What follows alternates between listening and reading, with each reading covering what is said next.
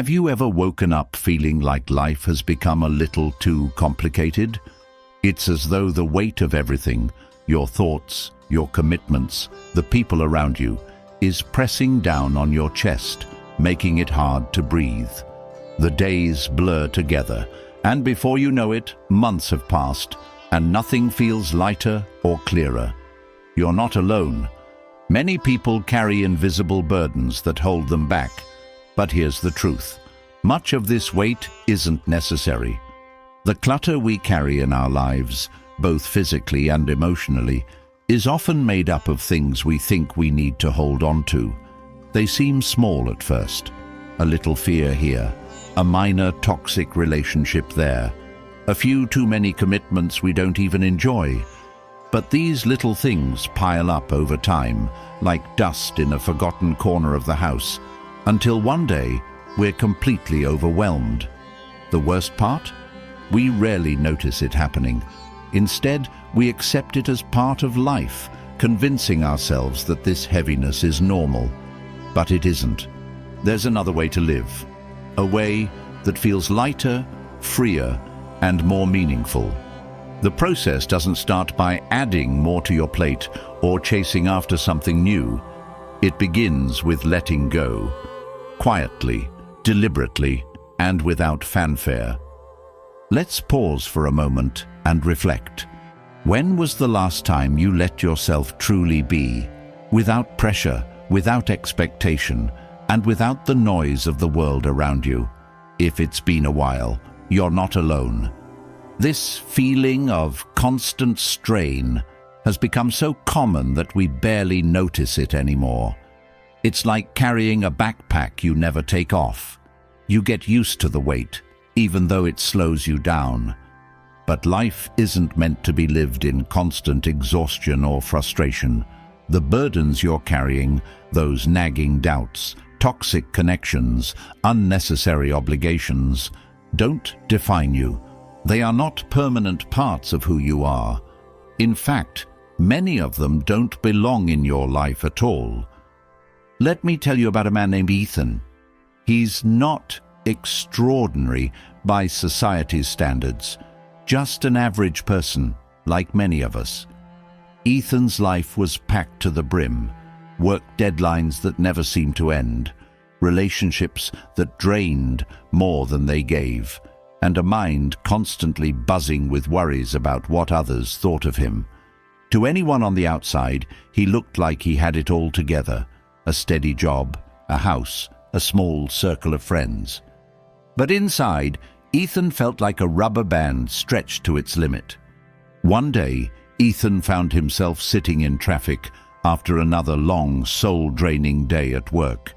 The same song played on the radio for what felt like the millionth time. He wasn't thinking about the dinner waiting at home or the TV show he'd promised himself he'd watch. Instead, his mind swirled with thoughts. Why did his co-worker make that comment today? Did his boss think he wasn't performing well? Why hadn't his old college friend texted back? The sheer noise of it all, the deadlines, the judgments, the comparisons, made his chest tighten. It wasn't one big problem, but the constant piling up of small stresses.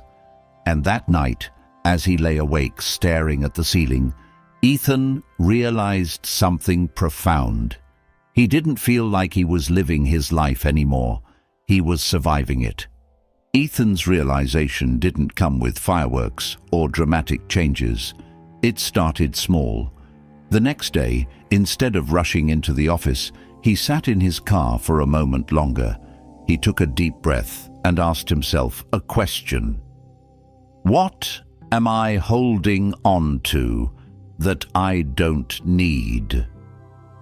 The answer wasn't immediate, but over time, Ethan began to see it.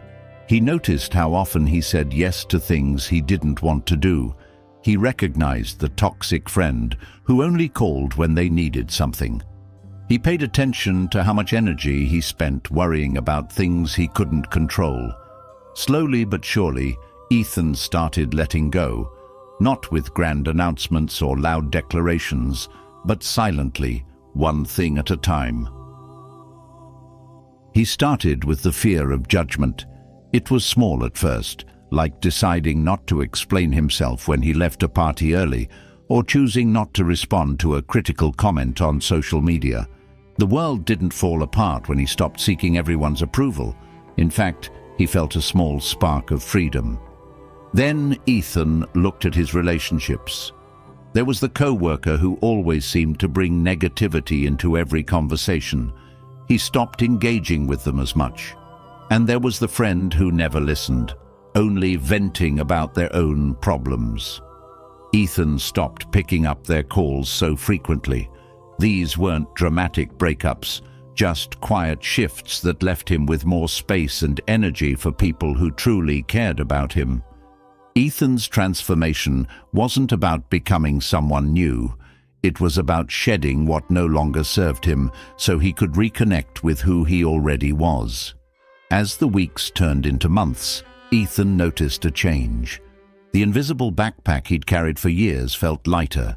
He wasn't weighed down by constant comparisons or the need to prove himself. One day, his colleague at work asked him why he seemed so calm lately. Ethan smiled, not feeling the need to explain. How could he put into words the freedom he'd found by simply letting go of the unnecessary? Ethan's story isn't unique. Many of us live with invisible burdens, fears, relationships, expectations that weigh us down more than we realize. We think we need to hold on to them because that's what we've always done. But life doesn't have to be this way. What Ethan learned, and what you can learn too, is that lightness comes not from adding more, but from letting go. When you stop fearing judgment, you make room for self-acceptance. When you distance yourself from toxic people, you create space for healthier connections. And when you release the need to control everything, you find peace in life's unpredictability. This isn't about perfection. You don't need to transform your entire life overnight. But what if you started small? What if you chose just one thing to let go of today? Maybe it's a commitment you don't enjoy, or a negative thought that keeps playing on repeat. Maybe it's that nagging guilt for saying no to someone's unreasonable demand. Every small step you take toward letting go creates a ripple effect. You'll find that the more you release, the more room you have for the things that truly matter. Your joy, your passions, your authentic self. And when you make these changes quietly, without seeking approval or acknowledgement, something magical happens. You reclaim your power. Your life begins to feel like your own again. Not a performance, not a balancing act, but a genuine reflection of who you are. Ethan didn't wake up one day with all the answers. He didn't need to. All he needed was the courage to start letting go, piece by piece. And if he could do it, so can you. As the days pass, it's easy to think, I'll make changes later. I'll let go when things slow down. But life doesn't wait for the perfect moment. If you want to feel lighter, freer, and more connected to what truly matters, the best time to start is now. You don't need permission or a grand plan. All you need is a willingness to take that first small step. As Ethan discovered, it's not about changing everything all at once. It's about quietly, consistently removing what no longer serves you. And as you do, you'll notice something incredible. The heaviness will begin to lift. The world will feel a little brighter, a little more full of possibility. And you'll realize that letting go isn't about losing. It's about finally making space for everything you've been longing for. So, what's the first thing you'll let go of? The answer doesn't have to be perfect. It just has to be yours. Have you ever felt trapped by the weight of opinions that aren't even your own? It's as if every step forward is tethered to invisible strings pulling you back. Strings woven from the judgments, assumptions, and expectations of others. This quiet, pervasive fear has a way of embedding itself in your life, dictating decisions you barely realize you're making. It's not loud, and it doesn't announce itself boldly. Instead, it hides in the corners of your mind, whispering doubts that keep you playing small. This fear isn't something we're born with. It's taught, shaped by years of subtle messages and moments where approval felt like the currency for love, acceptance and belonging. A parent's disappointed sigh, a peer's mocking laugh, or even an offhand remark from a stranger, they all leave small imprints. Over time, those imprints accumulate, carving pathways in your mind that lead straight to one conclusion: being yourself is risky. And so, you adjust. You smile when you don't feel like it, agree when you'd rather say no, and dim your light so others don't feel uncomfortable. The problem is, the more you shrink yourself to fit into others' expectations, the further you drift from your own truth. You become a version of yourself molded by fear instead of authenticity. That weight, the one pressing down on your chest and making everything feel just a little harder. It's the cost of living for someone else's approval. What makes this fear so insidious is its quiet persistence. It's not the dramatic, life-altering moments where it holds you back. It's the small, everyday decisions, hesitating to speak up in a meeting, avoiding the bold outfit you secretly love, or declining an opportunity because you're afraid of what others might say if you fail. Each of these moments feels insignificant, but together they add up to a life lived half-heartedly. Breaking free from this fear doesn't happen all at once. It starts with an honest look inward. How much of your life is shaped by what others might think? Be brutally honest with yourself. The answer might sting, but it's the first step toward reclaiming your freedom. Recognizing the ways this fear controls you is like turning on a light in a dark room. Suddenly, you see the chains for what they are: illusions, not truths. The key to breaking those chains is to remember this. Most people aren't thinking about you as much as you believe they are. Everyone is busy wrestling with their own insecurities and doubts. The judgment you fear is often fleeting, if it even exists at all. And even when it does, it's rarely as severe or important as your mind makes it out to be. What truly liberates you is valuing your own opinion above all else. The people whose approval you fear rarely have the full picture of your life. They don't know your struggles, your dreams, or your values. So, why let their perspective carry more weight than your own? Building inner confidence takes time, but it starts with small acts of self-affirmation. Speak kindly to yourself, especially when the fear of judgment arises. Instead of berating yourself for caring too much about what others think, remind yourself that it's human to seek connection and approval, but it's also your choice to rise above it. To quiet the fear, it's important to question the narratives in your mind. When you assume someone is judging you, ask yourself, do I know this for a fact, or am I creating a story? More often than not, the judgment you fear exists only in your imagination. Even when it's real, ask yourself if it truly matters. Will their opinion impact your life in a meaningful way? Usually, the answer is no. Surrounding yourself with the right people also makes a difference. When you're in the company of supportive, non-judgmental individuals, it becomes easier to take risks and express your true self. On the other hand, toxic relationships amplify your fears, keeping you trapped in cycles of self-doubt.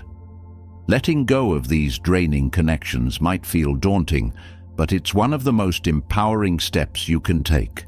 Without their negativity clouding your thoughts, you'll find it easier to listen to your inner voice. One of the most practical ways to confront this fear is by taking small, intentional risks. Start with something that feels just outside your comfort zone. Say what's on your mind in a casual conversation, or make a choice that feels true to you, even if it's unconventional. Each time you face the fear and come out on the other side, you chip away at its power. Over time, these small victories add up, building a resilience that makes you less susceptible to the opinions of others. It's also crucial to create space for yourself. Space to reflect, grow, and reconnect with your values. In a world filled with noise, stepping back can feel revolutionary. Spend time away from social media, where curated perfection fuels comparison and judgment. Use this time to journal, meditate, or simply sit with your thoughts. The more you tune into your own voice, the less you'll be influenced by the opinions swirling around you. Letting go of the fear of judgment doesn't mean you'll never feel self-conscious again. What it does mean is that you'll have the tools to face those moments with courage. You'll remind yourself that your worth isn't tied to anyone else's approval. And as you build this inner strength, you'll notice a profound shift. Life begins to feel lighter. Decisions come with more clarity, risks feel less daunting, and you start living with a sense of freedom that once felt out of reach. In the end, freeing yourself from the fear of others' opinions is an act of radical self-love. It's a declaration that your happiness and authenticity matter more than fitting into someone else's mold. The process isn't always easy, but it's deeply rewarding. As you shed this fear, you'll discover a life that feels like your own, a life where you're no longer performing but simply being, fully and unapologetically. Letting go of the fear of others' opinions is a transformative act of self-liberation. As you step away from seeking external validation, you reclaim your power and begin to see life with greater clarity. But clarity also brings awareness, a deeper understanding of how the relationships around you affect your energy and well-being. In this light, it becomes impossible to ignore the connections that weigh you down. Just as you freed yourself from the grip of judgment, it's time to examine the relationships that no longer serve you. The people in your life shape your world in profound ways. Some bring light, inspiration, and strength, while others drain you in ways that are difficult to articulate. Toxic relationships often don't announce themselves with grand displays of harm. Instead, they take root quietly, weaving themselves into your life through subtle patterns of manipulation, disrespect, or neglect. These connections may even feel normal, disguised by shared history, love, or loyalty, making it harder to recognize their toll. The harm of toxic relationships lies in their cumulative effect. Over time, they sap your emotional reserves, leaving you feeling unworthy, misunderstood, or trapped. Whether it's a friend who always seems to criticize your choices, a family member who dismisses your feelings, or a partner who manipulates your emotions, these relationships share one common thread. They take more from you than they give. The imbalance they create can leave you questioning your value and doubting your instincts. Recognizing the toxicity in a relationship is often the first step, and it's not always easy. You might feel guilty for noticing the harm, especially if the other person is someone you care about deeply. But self-love begins with honesty. Pay attention to how you feel after spending time with someone. If you consistently leave interactions feeling drained, belittled, or uneasy, it's worth reflecting on whether that connection is helping or hurting you. Boundaries are a vital tool in protecting yourself from toxic influences. Setting boundaries isn't about punishing the other person. It's about safeguarding your peace and well-being. Toxic individuals often resist boundaries using guilt, manipulation, or anger to maintain control. They may accuse you of being selfish or unkind, hoping to make you second-guess your decisions. Recognizing these tactics is crucial. Standing firm in your boundaries is an act of self-respect, a way of saying, "I value myself enough to protect my energy." Choosing to distance yourself from toxic relationships doesn't always require confrontation. In fact, some of the most powerful changes happen quietly. Gradually limiting contact, declining invitations, or stepping back from certain conversations can create the space you need without escalating tension. Silence can be a powerful tool, allowing you to reclaim your energy without the need for dramatic exits. The fear of loss often keeps people tethered to toxic connections. You might tell yourself that things will improve, that the person doesn't mean to hurt you, or that walking away makes you a bad friend or partner. These narratives, while comforting, often serve as chains, keeping you stuck in harmful patterns. The truth is, you cannot change someone who refuses to acknowledge their behavior. What you can do is choose how much access they have to your life and emotions. Letting go of toxic relationships isn't about erasing the good memories or pretending the connection never mattered. It's about acknowledging that the relationship, as it stands, is causing more harm than good. This perspective allows you to release the relationship without carrying bitterness or anger. It's a process of acceptance, a way of honoring both your growth and the role the other person played in your journey. Healing from toxic relationships takes time and reflection. The damage they cause can leave you questioning your self-worth or your ability to form healthy connections. Surrounding yourself with supportive, loving people can help you rebuild your confidence and sense of self. These are the friends and family members who listen without judgment, celebrate your victories, and offer comfort in your struggles. Their presence reminds you of what healthy relationships feel like, making it easier to recognize and reject toxicity in the future. Trusting yourself again is another crucial part of the healing process. Toxic relationships often undermine your instincts, making you doubt your judgment and decisions. Rebuilding this trust involves small, intentional acts of self-validation. Celebrate moments when you honor your boundaries, make choices that align with your values, or stand up for yourself. Over time, these small victories will reinforce your confidence in your own strength and intuition. Not all toxic relationships are permanent. In some cases, distance and boundaries can create the space for both people to grow. If the other person demonstrates a genuine willingness to change and takes responsibility for their actions, it may be possible to rebuild the relationship on healthier terms. However, this requires mutual effort and a deep commitment to repair the damage. Without these elements, returning to the relationship is likely to result in the same harmful patterns. Forgiveness is another powerful step in choosing self-love over toxic connections. Forgiving someone doesn't mean excusing their behavior or inviting them back into your life.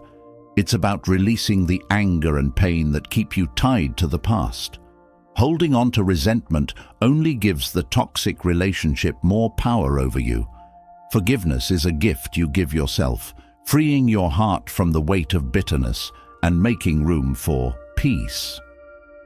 As you distance yourself from toxic relationships, you'll notice profound shifts in your energy and mindset. Without the constant drain of negativity, you'll have more space to focus on your passions, goals, and personal growth. The clarity and peace that come with choosing self-love are transformative, opening doors to new opportunities and connections that align with your values and bring genuine joy. One of the greatest lessons in letting go of toxic relationships is recognizing that your worth is not tied to anyone else's treatment of you. You are not responsible for fixing others or carrying their emotional burdens. Your primary responsibility is to yourself, your happiness, health, and peace of mind. When you honor this responsibility, you set a powerful example for others, showing them what it means to value and respect oneself. Moving forward, you'll carry the wisdom gained from these experiences. Toxic relationships, while painful, teach you about your boundaries, values, and resilience. They reveal the strength you hold within to prioritize your well-being and create a life that feels authentic and fulfilling. Letting go isn't easy, but it's a profound act of love for yourself and the life you deserve. As you step away from toxic relationships, the peace you begin to cultivate within yourself allows you to notice something else: the habits, thoughts, and routines that quietly chip away at your mental and physical well-being. These self-destructive patterns, often unnoticed, hold just as much power to derail your happiness as the relationships you've left behind. It's time to turn your attention inward and break free from the habits that sabotage your growth. The clarity that comes from releasing toxic relationships often shines a light on something even more personal: your own daily habits. These patterns, so ingrained they might feel like second nature, can quietly undermine your well-being without you even realizing it. They're not always glaringly obvious. They hide in your routines, in the choices you make without much thought, gradually chipping away at your mental and physical health. Recognizing these self-destructive habits is an act of courage, and breaking free from them is an act of self-respect. Self-destructive habits often feel deceptively small. They start with moments of convenience, stress relief, or simple avoidance. Over time, these seemingly harmless actions grow into patterns that shape how you see yourself and the life you live. For instance, constantly putting off important tasks might begin as a way to avoid stress, but it slowly builds a narrative of failure and disappointment. These habits don't just waste time, they erode your self-confidence and create a lingering sense of anxiety that follows you throughout the day. One of the most common self-destructive habits is neglecting your own needs. This often masquerades as selflessness, where you prioritize others so much that your well-being falls to the wayside. While caring for others is important, consistently ignoring your own physical and emotional health creates a dangerous imbalance. Skipping meals, sacrificing sleep, or avoiding exercise because you're too busy are choices that add up, leaving you physically exhausted and mentally drained. Prioritizing yourself isn't selfish, it's necessary. Without tending to your own needs, you won't have the energy to be present for others or for the life you want to build. Another subtle yet harmful habit is seeking comfort in activities that provide temporary relief but long-term harm. Overeating, excessive screen time, or mindless scrolling through social media can feel like an escape from stress or overwhelm. But these behaviors often create cycles of guilt and dissatisfaction. For example, reaching for junk food when you're upset may momentarily soothe you, but it leaves you feeling sluggish and regretful later. Similarly, spending hours online might distract you from a difficult situation, but it ultimately leaves you feeling disconnected and unproductive. Breaking these cycles starts with replacing unhealthy coping mechanisms with mindful practices like journaling, walking, or engaging in hobbies that bring joy and fulfillment. Procrastination is another self-sabotaging behavior that silently takes a toll on your mental health. It doesn't just delay tasks, It creates a constant undercurrent of stress and guilt that follows you throughout your day. Procrastination often stems from fear. Fear of failure, fear of imperfection, or even fear of success. This fear can keep you trapped in a loop of avoidance, convincing yourself that tasks are too daunting or that there's always more time later. Breaking free from procrastination requires small, actionable steps. Start by tackling one small task at a time, celebrating each completed step. Over time, this approach reduces the overwhelming nature of big goals, making it easier to build momentum. Negative self-talk is another destructive habit that often goes unnoticed. The way you speak to yourself can shape your mindset, self-esteem, and how you navigate challenges. Criticizing yourself harshly for mistakes or setbacks only reinforces feelings of inadequacy. These internal dialogues often reflect fears or insecurities you've absorbed from past experiences. Shifting this habit begins with awareness. Pay attention to the thoughts you have about yourself, especially in moments of stress or failure. Replace criticism with compassion and remind yourself that growth comes from learning, not perfection. Over time, this shift can transform your inner narrative, helping you build a more supportive relationship with yourself. Overcommitting is another habit that seems harmless at first, but leads to burnout and frustration. Saying yes to every request or opportunity might feel like the right thing to do, but it often comes at the expense of your own peace and priorities. When you spread yourself too thin, you're unable to give your best to anything, leaving you feeling overwhelmed and dissatisfied.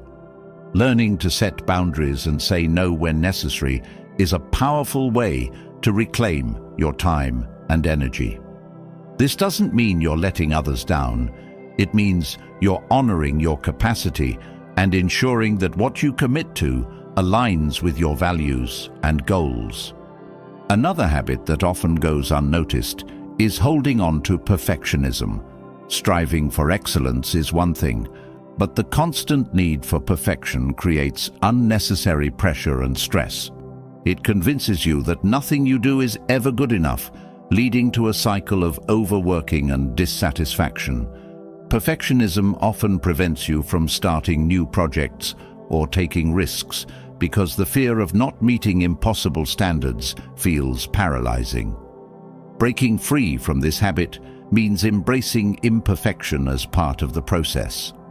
Accepting that mistakes are opportunities to learn rather than evidence of failure allows you to move forward with confidence and resilience. Failing to manage your time effectively is another common self-destructive habit. It's easy to let distractions or lack of planning derail your productivity, leading to rushed decisions and unfinished tasks. This lack of structure can create stress and a sense of being perpetually behind. Effective time management doesn't mean scheduling every minute of your day, but creating a balance between focus and flexibility. Prioritize the tasks that matter most and allocate time for rest and reflection. By doing so, you take control of your day rather than letting it control you. Ignoring your emotions is another habit that quietly erodes your well-being. Pushing down feelings of sadness, anger, or frustration might feel like a way to stay strong, but it often leads to emotional buildup that manifests as stress, anxiety, or even physical illness. Acknowledging your emotions doesn't mean dwelling on them. It means allowing yourself to feel and process them. Practices like journaling, therapy, or talking to a trusted friend can help you navigate emotions in a healthy way, preventing them from controlling your life. Living without intentionality is a habit that can leave you feeling lost or unfulfilled. Going through the motions of daily life without pausing to reflect on your goals or values creates a sense of stagnation. Intentional living requires clarity about what matters most to you and aligning your actions with those priorities. It means taking time to evaluate how you spend your energy and making adjustments that bring you closer to the life you want to lead. This shift doesn't require drastic changes, but small, meaningful steps toward a more purpose-driven existence. Breaking free from self-destructive habits takes time and commitment. These patterns often feel comfortable because they're familiar, even when they're harmful. Change begins with awareness, a willingness to look honestly at your behaviors and their impact on your life. It requires replacing these habits with healthier alternatives and showing yourself patience and compassion throughout the process. Each small step forward builds momentum, creating a ripple effect that transforms not just your actions, but your mindset and sense of self-worth. As you let go of these habits, you'll notice a profound difference in how you feel, physically, mentally, and emotionally. Life begins to feel lighter, more manageable, and more aligned with your true desires. The space you create by breaking free from daily sabotage becomes an opportunity to cultivate habits that nourish and uplift you, setting the foundation for a life that feels both fulfilling and sustainable. The process of breaking free from self-destructive habits brings a sense of clarity and empowerment. You begin to feel the weight of unnecessary burdens lifting, revealing a deeper truth about the nature of your struggles. One of the most pervasive sources of tension is the need to control every detail of life, a compulsion that often disguises itself as responsibility or ambition. Yet, this relentless grip on outcomes can steal your peace, leaving you tangled in a web of stress and unmet expectations. There's freedom in releasing this need, but it requires understanding why control feels so vital and learning to let go with grace. The need to control everything stems from fear, often rooted in the belief that without control, chaos will take over. It's a natural instinct to seek stability, to want certainty in a world full of unpredictability. But trying to control every aspect of your life, people, circumstances, outcomes, creates more tension than relief. This need is a protective mechanism, a way of shielding yourself from the discomfort of uncertainty. However, what begins as an effort to create security often becomes a barrier to experiencing true peace and freedom. One of the most significant ways this need manifests is through over-planning. You might feel compelled to map out every detail of your day, every step of a project, or every possible outcome of a situation. While planning can be helpful, excessive control over plans leaves no room for flexibility or spontaneity. Life doesn't follow scripts, and when things deviate from your carefully crafted plans, frustration and anxiety take hold. Letting go of rigid expectations allows you to adapt, to embrace the unexpected without resistance. It's not about abandoning responsibility, but about trusting your ability to handle what comes, even when it doesn't match your blueprint. Another way control seeps into life is through relationships. You might try to influence how others think, act, or feel, believing that if they would just follow your advice or meet your standards, everything would be better. But attempting to control others often leads to resentment and tension. People value their autonomy as much as you do, and no amount of persuasion or pressure can make someone change unless they choose to. Releasing control in relationships means respecting others' journeys, even when their choices differ from what you think is best. This shift allows for deeper, more authentic connections based on trust and acceptance. Control also disguises itself in the pursuit of perfection. The belief that things must be flawless to be worthwhile keeps you trapped in cycles of overworking and self-criticism. Perfectionism is a form of control that stems from the fear of judgment or failure. It convinces you that mistakes are unacceptable and that anything less than perfect reflects poorly on your worth. But the pursuit of perfection is exhausting, and the results are rarely as fulfilling as you expect. Letting go of this need means embracing imperfection as part of life's beauty. It's about focusing on progress rather than flawless execution, allowing yourself to grow without the constant pressure to meet impossible standards. One of the most liberating realizations is that control is often an illusion. No matter how meticulously you plan or how hard you try to influence outcomes, there will always be factors beyond your reach. Weather changes, people's decisions, accidents, and opportunities. All these things happen regardless of your efforts. Accepting this reality isn't about giving up. It's about finding peace in the midst of uncertainty. When you release the need to control everything, you free yourself from the constant stress of trying to manage the unmanageable. Letting go of control doesn't mean abandoning your goals or responsibilities.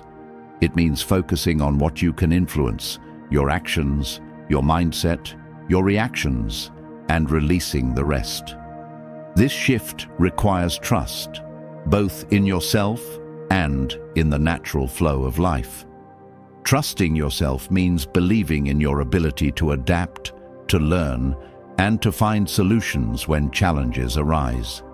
Trusting life means recognizing that some of the best outcomes come from unexpected turns, from opportunities you couldn't have planned for, but were open enough to embrace. Mindfulness is a powerful tool in releasing control. By staying present, you anchor yourself in the here and now, rather than fixating on what could go wrong or what should happen next. Mindfulness helps you accept each moment as it is, without judgment or resistance. Practices like meditation, deep breathing, or simply pausing to observe your thoughts can help you cultivate this awareness. Over time, mindfulness becomes a way of living, allowing you to respond to life with calm and clarity rather than reacting out of fear. The need for control often comes from a desire to avoid discomfort or pain. It's an attempt to shield yourself from life's unpredictability, but in doing so, you also block its joy and wonder. When you release control, you open yourself to experiences you might have otherwise missed. Unexpected connections, unplanned adventures, and the simple beauty of letting life unfold. This openness doesn't mean passivity.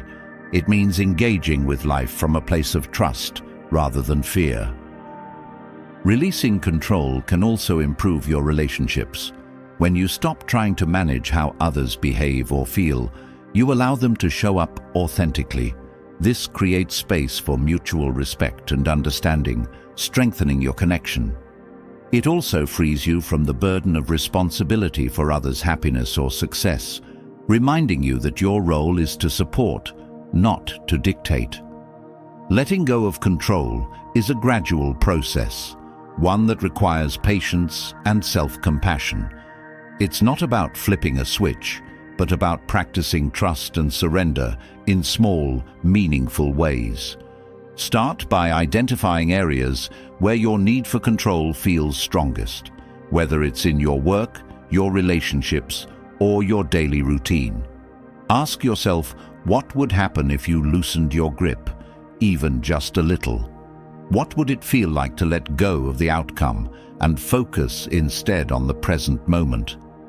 As you practice letting go, you'll begin to notice a shift. The tension in your shoulders eases, your mind feels clearer, and your heart feels lighter. You'll find that life doesn't fall apart when you release control. In fact, it often becomes more aligned with your true desires. The energy you once spent trying to micromanage every detail is now free to flow toward creativity, connection, and joy. Releasing control isn't about resigning yourself to chaos or giving up on your dreams. It's about finding balance, about knowing when to take action and when to step back. It's about trusting yourself and the process of life, recognizing that growth often happens in the spaces between what you planned and what unfolds. When you let go of the need to control everything, you create room for freedom, peace, and a deeper connection to what truly matters. Releasing the need to control everything teaches you to embrace life as it unfolds, allowing freedom and peace to take root. Yet, even as you let go of control, another layer of tension remains: the weight of unrealistic expectations. These silent, often invisible pressures dictate how you view yourself, others, and the world around you. They promise happiness and fulfillment, but instead leave you trapped in cycles of disappointment and frustration. Breaking free from these impossible standards is the key to experiencing life with greater clarity, authenticity, and joy. Unrealistic expectations often stem from deeply ingrained beliefs about how life should be. These beliefs shape your goals, relationships, and sense of self-worth. They whisper that success is only valid if it looks a certain way, that love must meet idealized standards, and that your worth is tied to constant achievement. While these expectations may motivate you initially, they eventually become a source of stress. They push you to chase perfection in areas where balance and acceptance would serve you better. Holding yourself to impossible standards can create a sense of inadequacy no matter how much you accomplish. It's like running a race where the finish line keeps moving further away. You tell yourself that reaching the next goal will bring satisfaction, but when you get there, the bar has already shifted. This constant striving leaves you exhausted, questioning why your efforts never feel like enough. Liberation comes when you recognize that worth isn't measured by how flawlessly you meet expectations, but by the courage to show up authentically, imperfections and all. Reducing expectations doesn't mean giving up on ambition or settling for mediocrity. It means setting goals that honor your humanity, allowing room for growth, mistakes, and rest. When you release the need to be perfect, you open space for genuine progress and fulfillment. Instead of focusing on outcomes, you learn to value the process, each step, each lesson, each moment of effort. This shift transforms how you approach challenges, making them opportunities for growth rather than tests of your worth. Unrealistic expectations also extend to how you view others. You may hold loved ones to unspoken standards, expecting them to meet needs they don't even know you have. When they fall short, feelings of disappointment or resentment creep in, straining the relationship. Expecting perfection from others is as unfair as expecting it from yourself. People are complex, flawed, and beautifully human. When you reduce your expectations of others, you make room for acceptance, understanding, and deeper connections. Another way expectations harm relationships is by creating a rigid script for how interactions should unfold. You might anticipate a certain reaction, a specific outcome, or an idealized version of how someone should behave. When reality doesn't match this script, frustration arises. Letting go of these scripts allows relationships to flow more naturally. Instead of clinging to what should happen, you embrace what is, fostering genuine connection and mutual respect. Unrealistic expectations often disguise themselves as societal norms or cultural pressures. They tell you that success means working tirelessly, that happiness comes from material wealth, or that love must follow a specific formula. These messages seep into your thoughts, shaping what you believe you need to achieve to be worthy or happy. Questioning these narratives is an act of liberation. Ask yourself whose expectations you're living by and whether they align with your values. Often, you'll find that the standards you strive to meet aren't even your own. One of the most insidious effects of unrealistic expectations is how they rob you of the present moment. By fixating on what should be, you overlook the beauty of what is. You might dismiss small joys, meaningful connections, or moments of peace because they don't align with your vision of how life is supposed to look. Letting go of these expectations allows you to fully experience and appreciate the present, finding gratitude in the imperfect and unexpected. Reducing expectations doesn't mean abandoning hope or lowering your standards.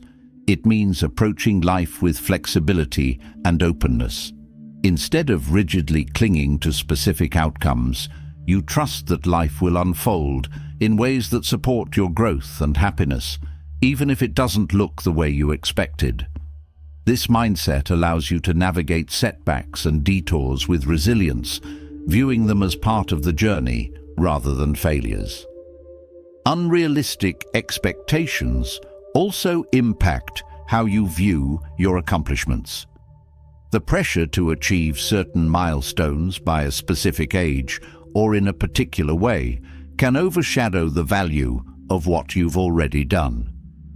You might downplay your successes because they don't match someone else's definition of achievement.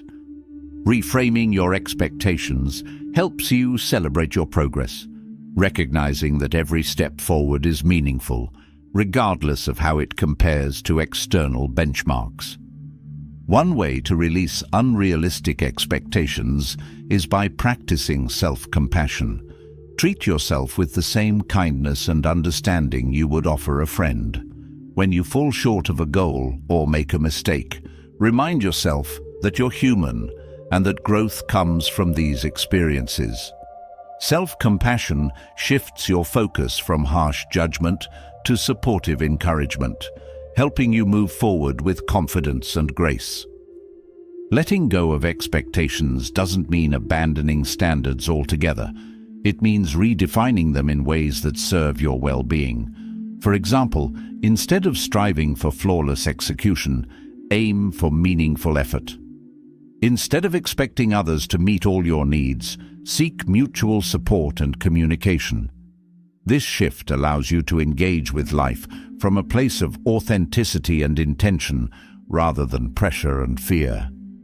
Releasing expectations also involves embracing uncertainty. Life is inherently unpredictable, and no amount of planning or preparation can guarantee a specific outcome.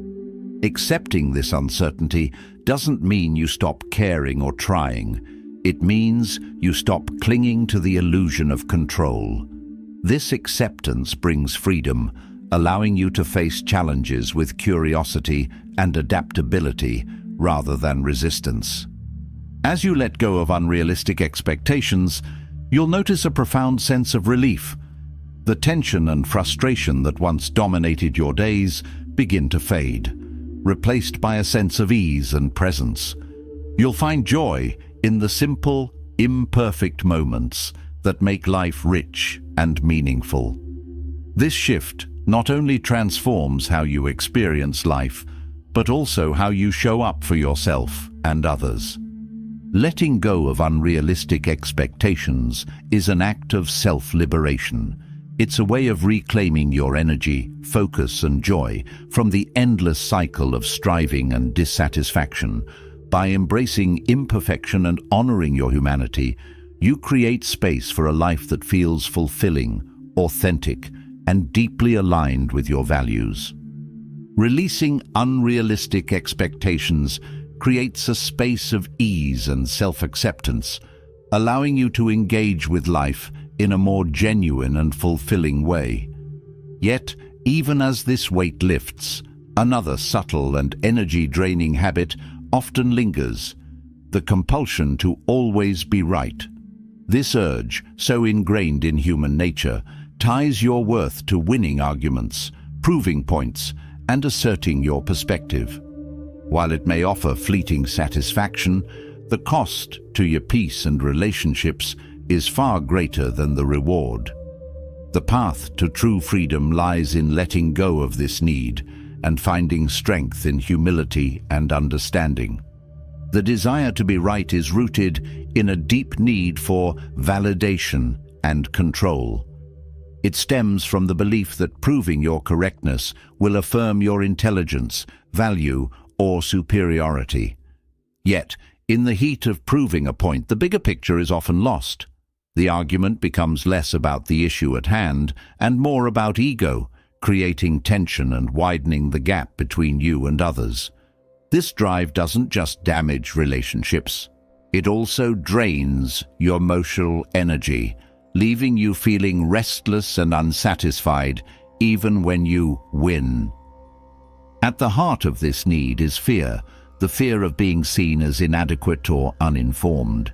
In many ways, insisting on being right is a defense mechanism.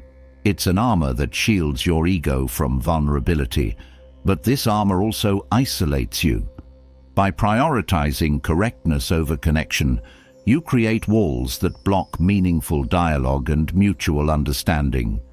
True strength lies not in proving you're right, but in being open to different perspectives, even when they challenge your own. Engaging in arguments with the sole aim of being right often escalates conflict unnecessarily. Instead of fostering resolution, it perpetuates cycles of blame and defensiveness. Every disagreement turns into a battle where the goal isn't to understand, but to overpower. This approach not only harms your relationships, but also creates a constant undercurrent of stress. Letting go of the need to be right allows you to approach disagreements with curiosity rather than hostility. It shifts the focus from winning to understanding, paving the way for healthier and more constructive interactions. Choosing peace over arguments requires a conscious decision to prioritize harmony over ego. This doesn't mean suppressing your opinions or avoiding difficult conversations. It means approaching them with respect, openness, and a willingness to listen. By acknowledging that other viewpoints have value, even when they differ from yours, you create space for growth and connection.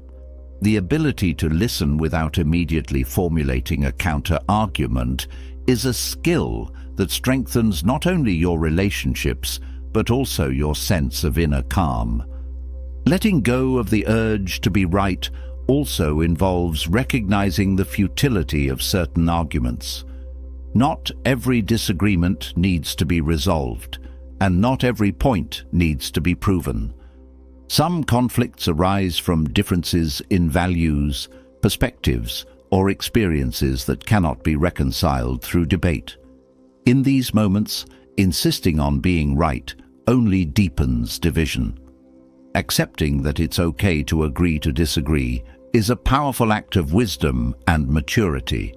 It frees you from the exhausting cycle of trying to change someone else's mind. Humility plays a crucial role in finding peace within disagreements. Admitting that you don't have all the answers or that you may be wrong doesn't diminish your worth. It enhances it. Humility fosters an environment where learning and mutual respect can thrive. When you approach conversations with the mindset that you're here to grow rather than prove, you unlock opportunities for deeper understanding and stronger connections. This shift also helps you see the value in being challenged, as it pushes you to expand your perspective and refine your beliefs. The urge to always be right often blinds you to the emotional cost of winning. In moments of victory, when your point has been proven, the satisfaction is fleeting. What lingers is the strained relationship, the unresolved emotions, and the missed opportunity for connection. Prioritizing inner peace over temporary triumph means stepping back from conflicts that don't serve a meaningful purpose. It means asking yourself, is this worth my energy? Will proving my point strengthen or weaken this relationship? These questions guide you toward responses that align with your values and goals.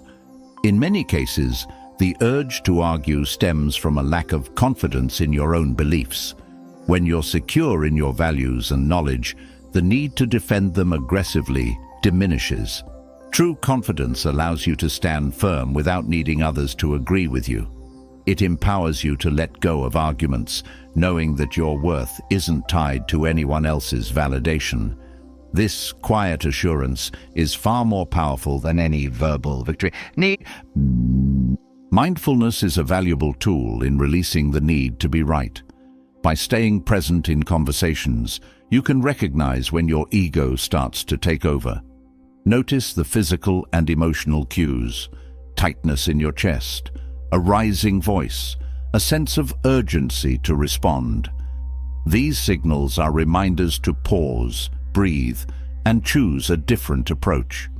Mindfulness helps you stay grounded, enabling you to engage with others from a place of calm and clarity rather than defensiveness.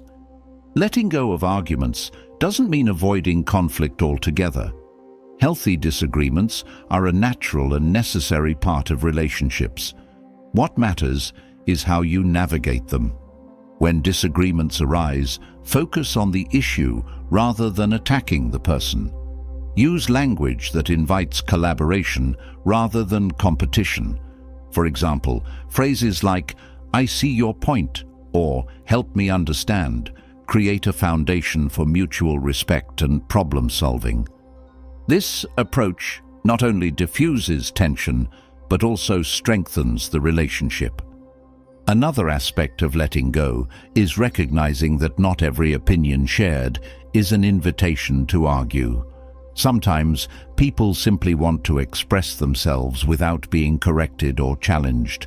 Offering validation rather than opposition can deepen trust and connection. For instance, responding with empathy rather than counter-arguments shows that you value the person's feelings and experiences, even if you don't agree with their perspective. Letting go of the need to be right also transforms your relationship with yourself. When you release this compulsion, you free yourself from the pressure to be perfect, infallible, or all-knowing. You allow yourself the grace to learn, grow, and evolve without fear of judgment. This self-acceptance spills over into your interactions with others, creating an environment where vulnerability and authenticity are welcomed. Releasing the urge to be right doesn't mean silencing your voice or compromising your principles. It means choosing when and how to assert yourself in ways that align with your values. It means recognizing that sometimes the most powerful response is silence, not because you lack a counter-argument, but because you value your peace more than the need to prove a point. This approach fosters a sense of inner strength and freedom, allowing you to navigate life's complexities with grace. As you let go of the need to always be right, you'll notice a profound shift in your energy and relationships. Conversations become less about tension and more about connection. Your mind feels clearer, your heart lighter, and your interactions more meaningful. You'll find that peace is not something you achieve by winning arguments, but something you create by choosing understanding over conflict. This transformation not only enriches your relationships, but also deepens your sense of self-awareness and inner harmony. Letting go of the need to be right brings a profound sense of peace, freeing your mind from unnecessary conflict and creating space for meaningful connections. Yet, even as your relationships grow stronger and your inner calm deepens, there's a persistent, often overlooked force vying for your attention: the constant hum of digital noise. It creeps into every corner of your day, fragmenting your focus, stealing your time, and creating a restless urgency to stay connected. Decluttering your digital life isn't just about regaining control over your devices. It's about reclaiming your peace, your time, and your ability to be fully present. In today's world, digital distractions have woven themselves into the fabric of daily life. The incessant pings of notifications, the endless scroll of social media, and the pressure to always be reachable can leave you feeling overwhelmed and scattered. These distractions may seem harmless, even necessary, but their cumulative impact is profound. They disrupt your focus, drain your mental energy, and create a cycle of dependency that's hard to break. The more you engage with digital noise, the harder it becomes to find moments of stillness and clarity.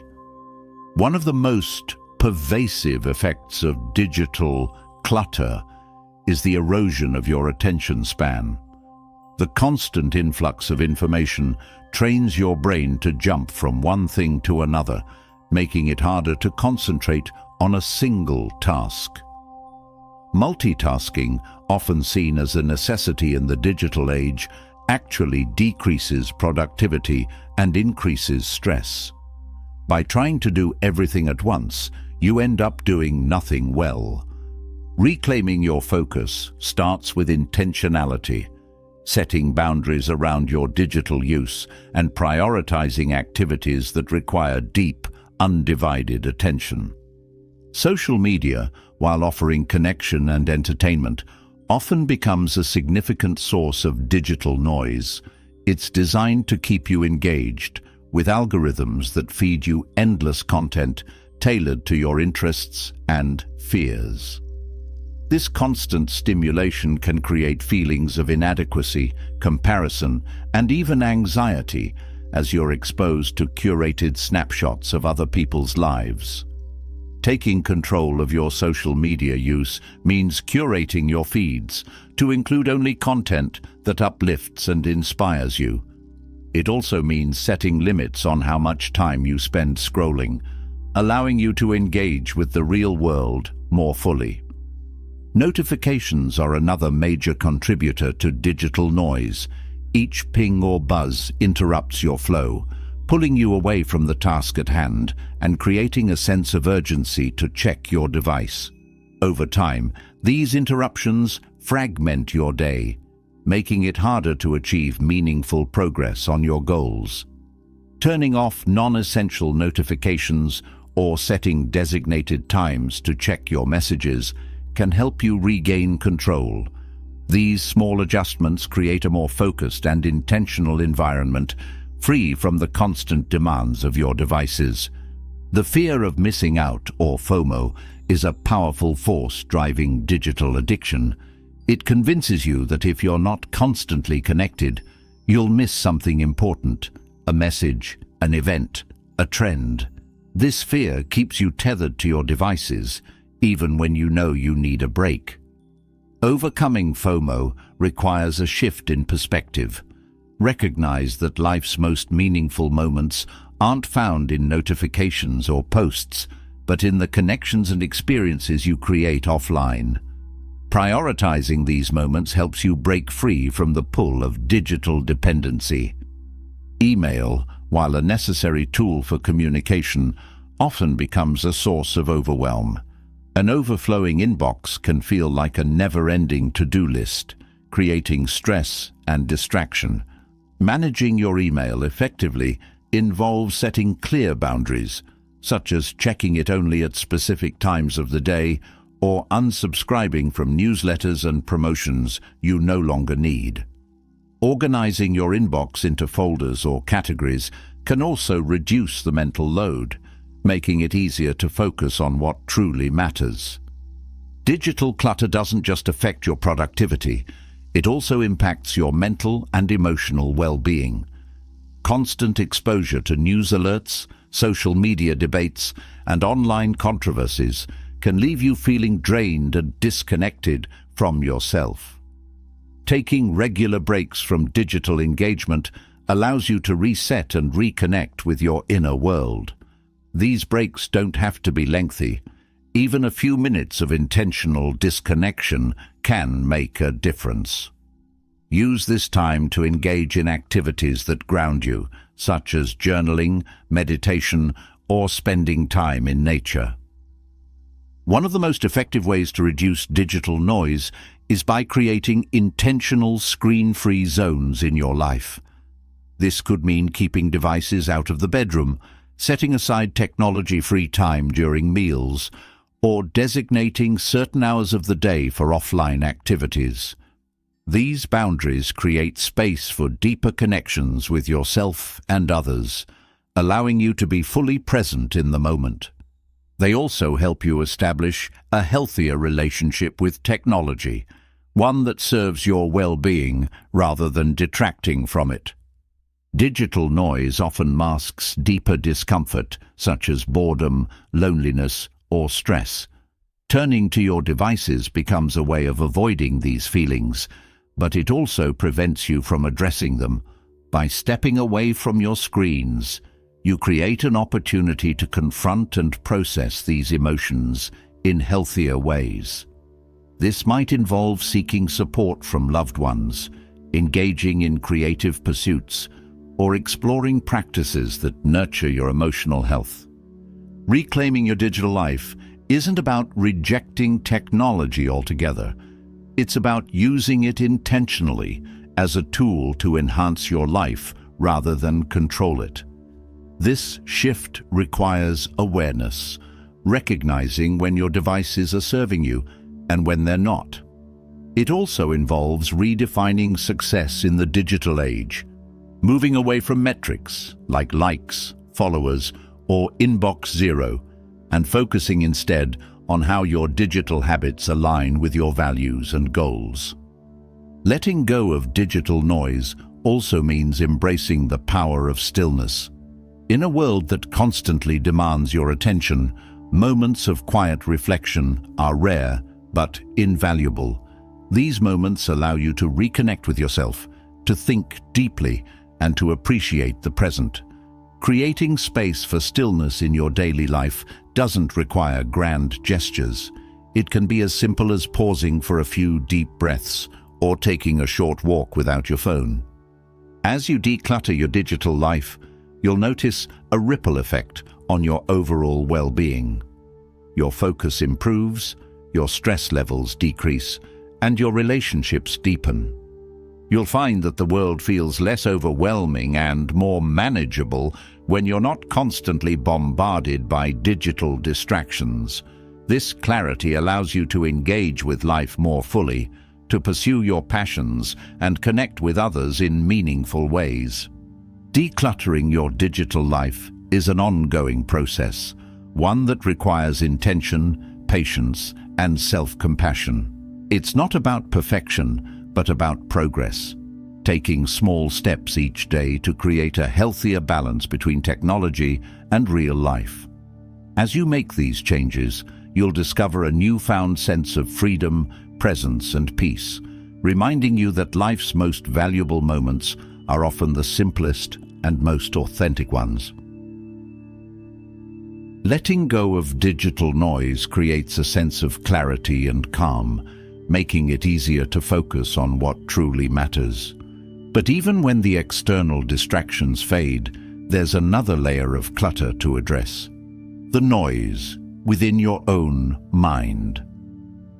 Negative thought patterns often linger, shaping your view of yourself and the world in ways that keep you stuck.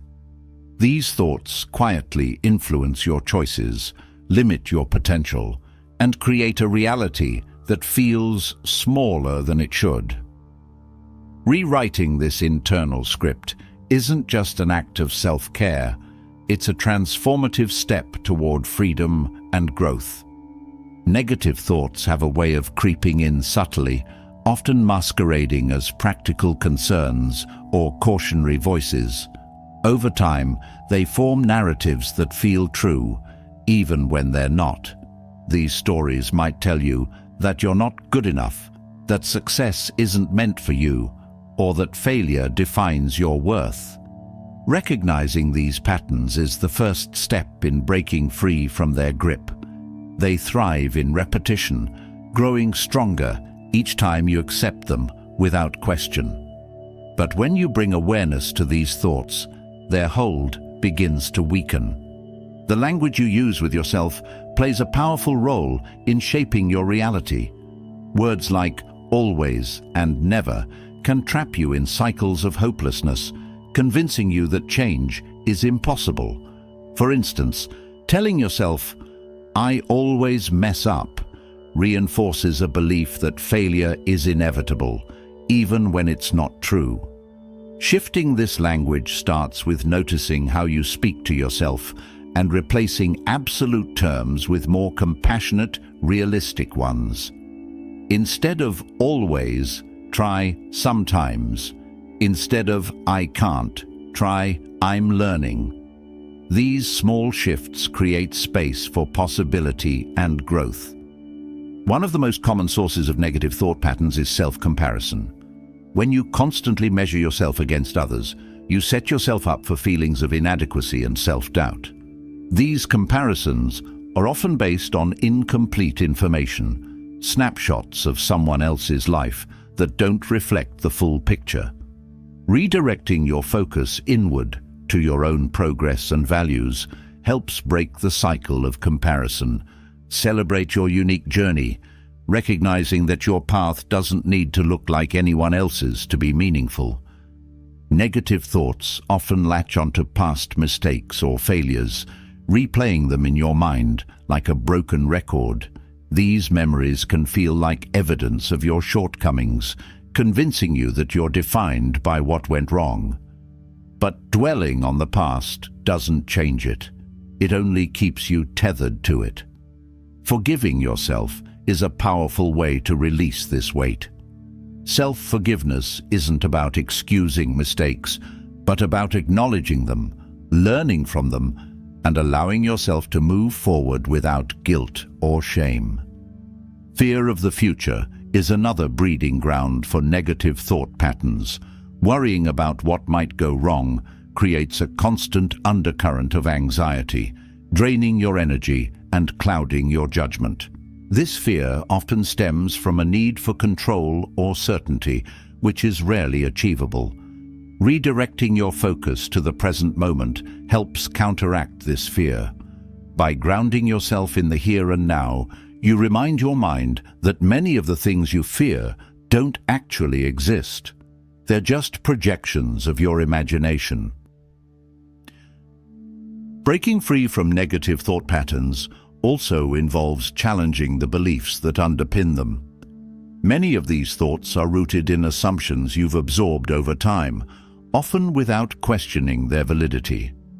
For example, you might believe that success requires perfection, or that love must be earned through constant effort. Examining these beliefs and their origins allows you to rewrite them in ways that serve you better. Ask yourself if these thoughts are based on facts or fears, and consider how they align with your values. Visualization is a powerful tool for rewiring your thought patterns.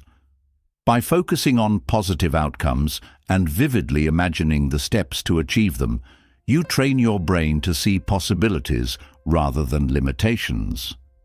This practice helps shift your mindset from fear and doubt to confidence and creativity.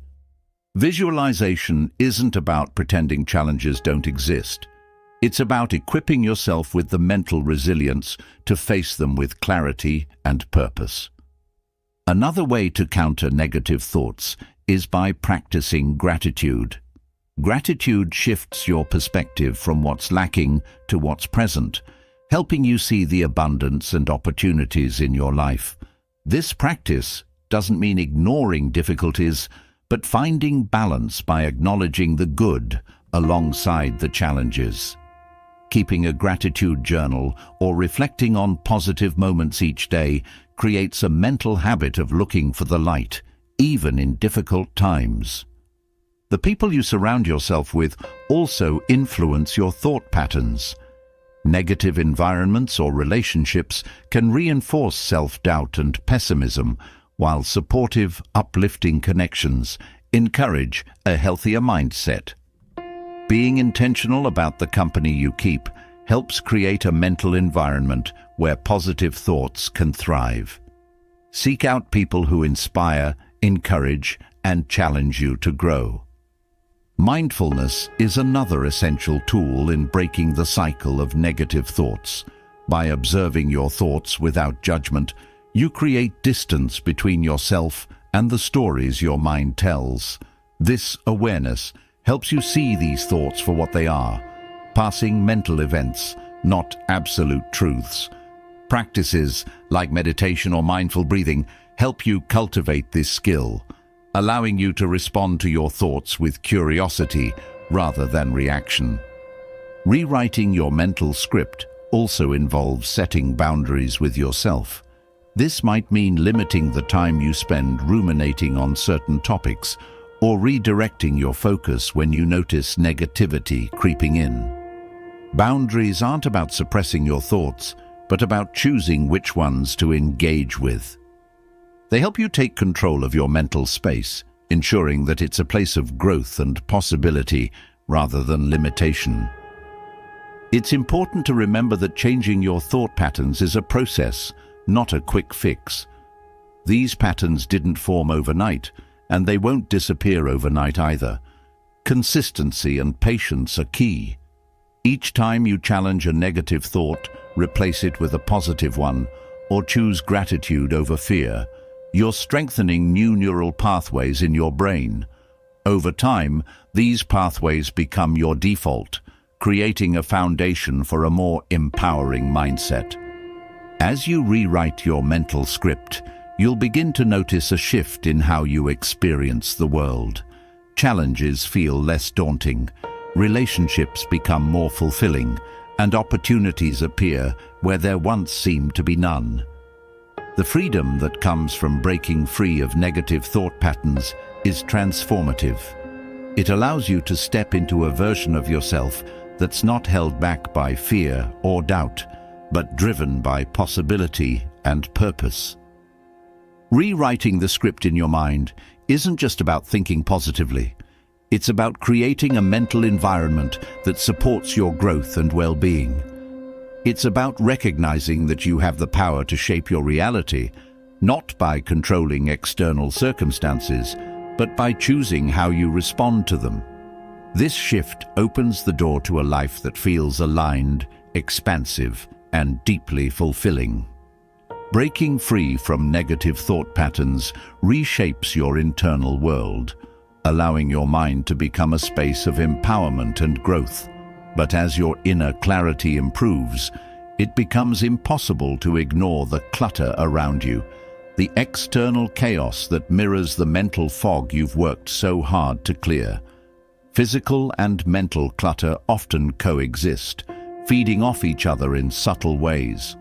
The objects that crowd your space and the endless to-do lists in your mind are not just harmless distractions. They weigh you down, making it harder to focus on what truly matters. Simplifying both your environment and your thoughts creates a foundation for balance, clarity, and a sense of calm that allows you to thrive. Physical clutter is more than just an inconvenience. It's a visual representation of delayed decisions and unaddressed emotions. The items that accumulate in your space, whether it's a pile of unopened mail, clothes you no longer wear, or sentimental objects you can't part with, carry emotional weight. Each object tells a story or represents a choice you haven't made. This build-up creates a sense of overwhelm, making your environment feel chaotic and stifling your ability to focus.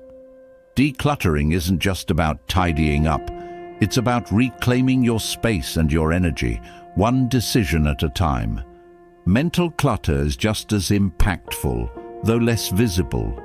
It often takes the form of endless thoughts, unorganized tasks, and unresolved worries that occupy your mind like static noise. These mental distractions drain your focus and make it difficult to prioritize. The connection between your physical and mental environments is undeniable. A cluttered desk can amplify a cluttered mind, while a chaotic schedule mirrors disorganization in your thoughts. Addressing one often benefits the other, creating a ripple effect of clarity and calm. Decluttering begins with intention. Whether it's your physical space or your mental load, you must first decide what truly matters to you. This clarity helps you identify what adds value to your life and what doesn't. When it comes to your physical environment, start small. Choose one area, a drawer, a shelf, a corner of a room, and work through it mindfully. Hold each item and ask yourself whether it serves a purpose or brings you joy. If it doesn't, let it go. This process not only clears your space, but also strengthens your ability to make decisions, a skill that carries over to decluttering your thoughts. Mental decluttering requires a similar approach. Begin by acknowledging the thoughts and concerns that occupy your mind. Write them down if it helps to see them clearly. Then sort through them.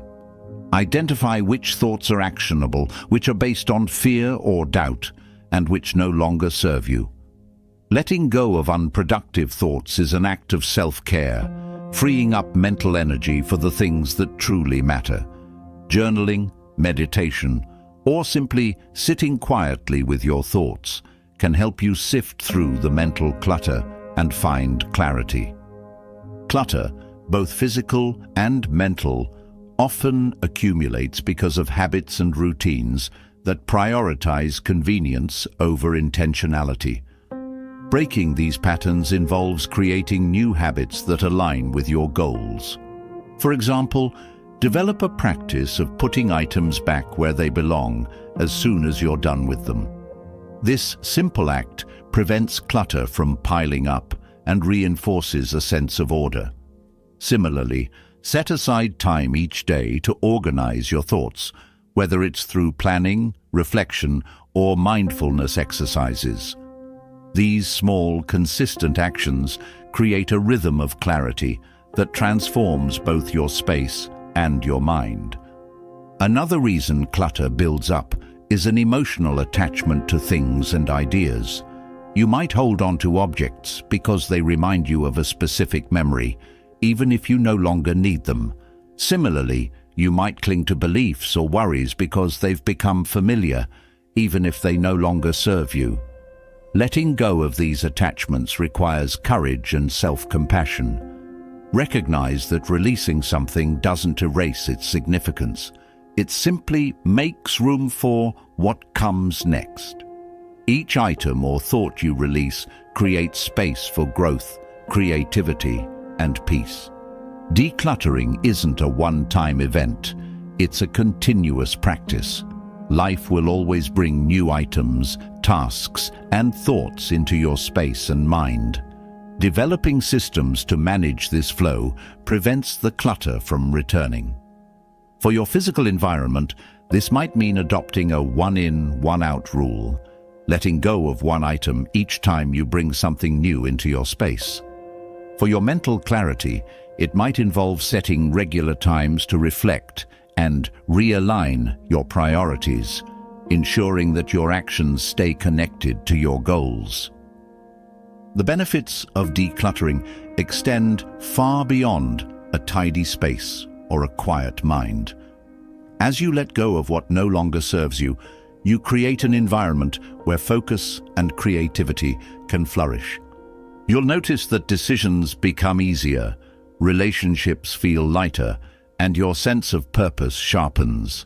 A simplified space reflects a simplified mind, allowing you to direct your energy toward the things that truly matter.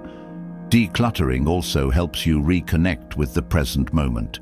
When your space and mind are clear, you're less likely to be distracted by what's unfinished or unresolved. This presence allows you to fully engage with your experiences, whether it's spending time with loved ones, pursuing a passion, or simply enjoying a quiet moment. The act of decluttering becomes a form of mindfulness, grounding you in the here and now. As you create space in your life, you'll begin to see possibilities where there once seemed to be none. The physical space you clear might inspire new hobbies, connections, or opportunities.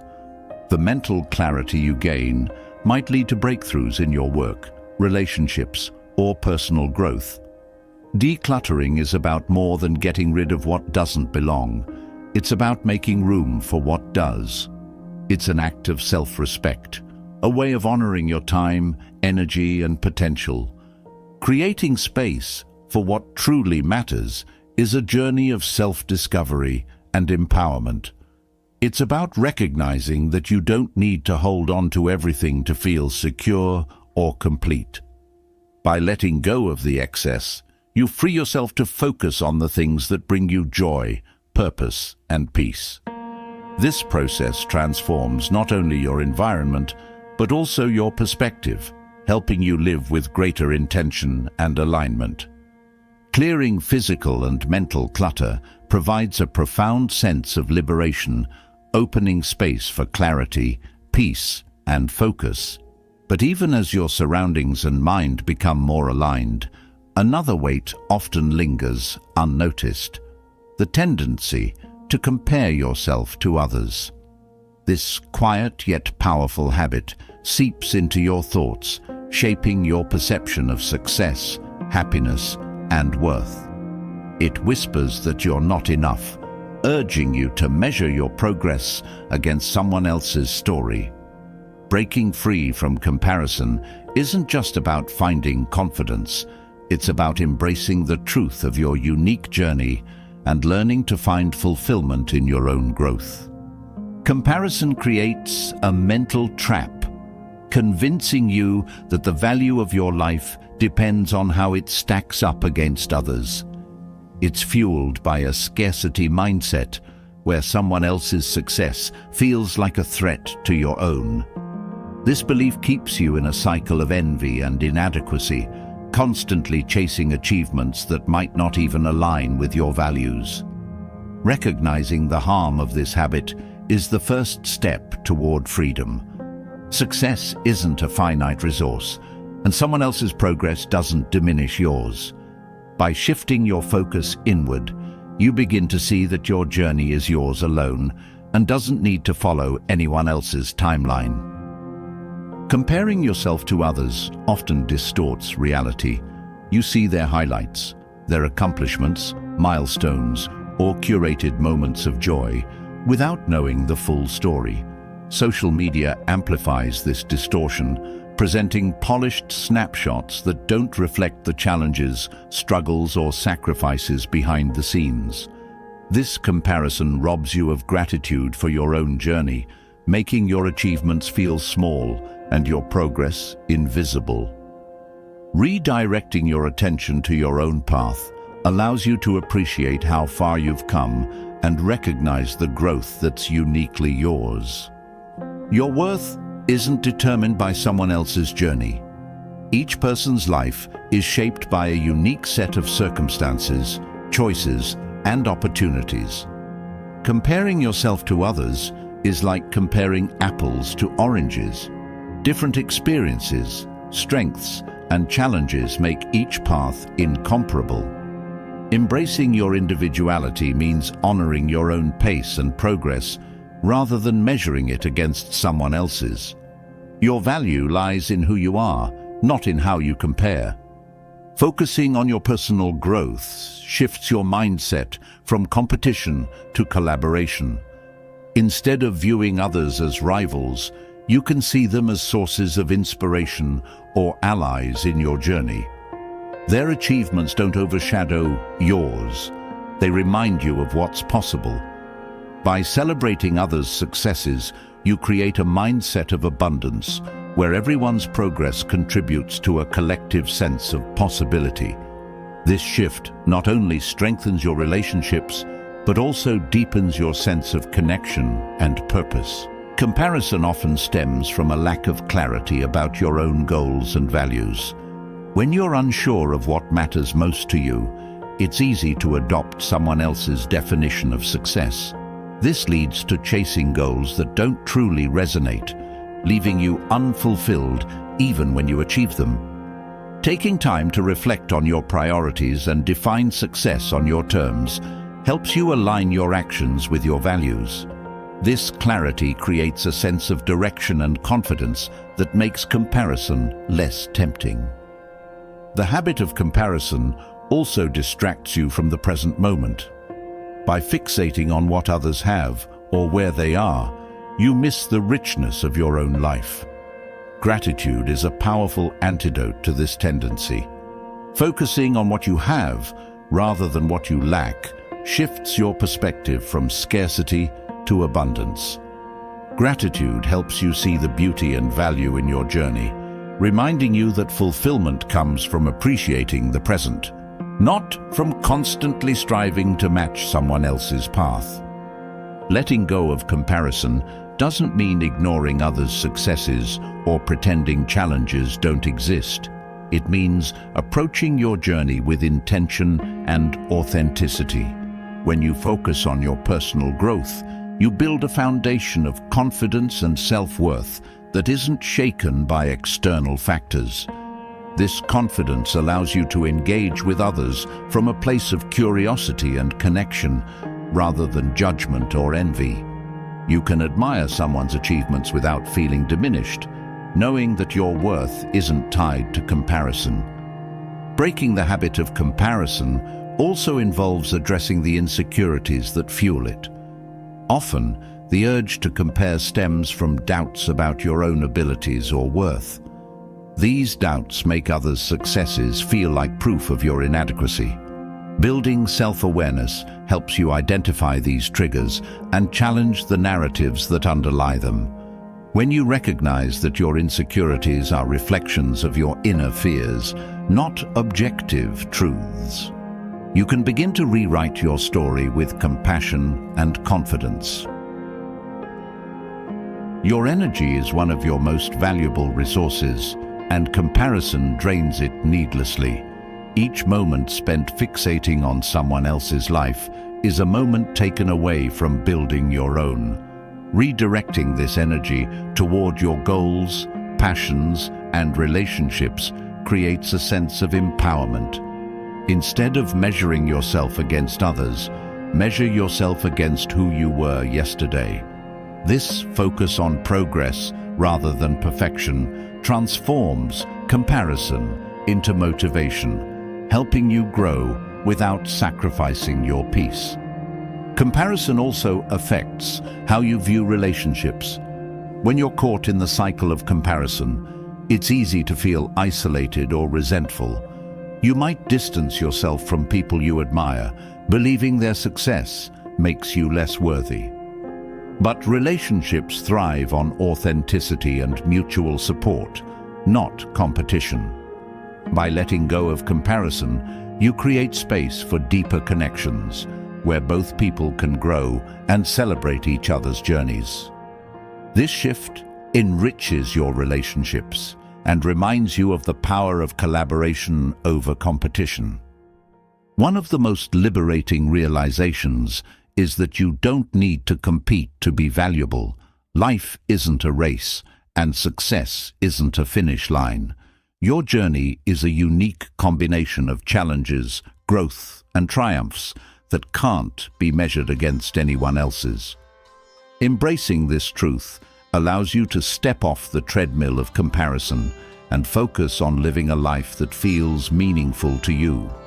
This perspective not only reduces stress, but also enhances your sense of fulfillment and purpose.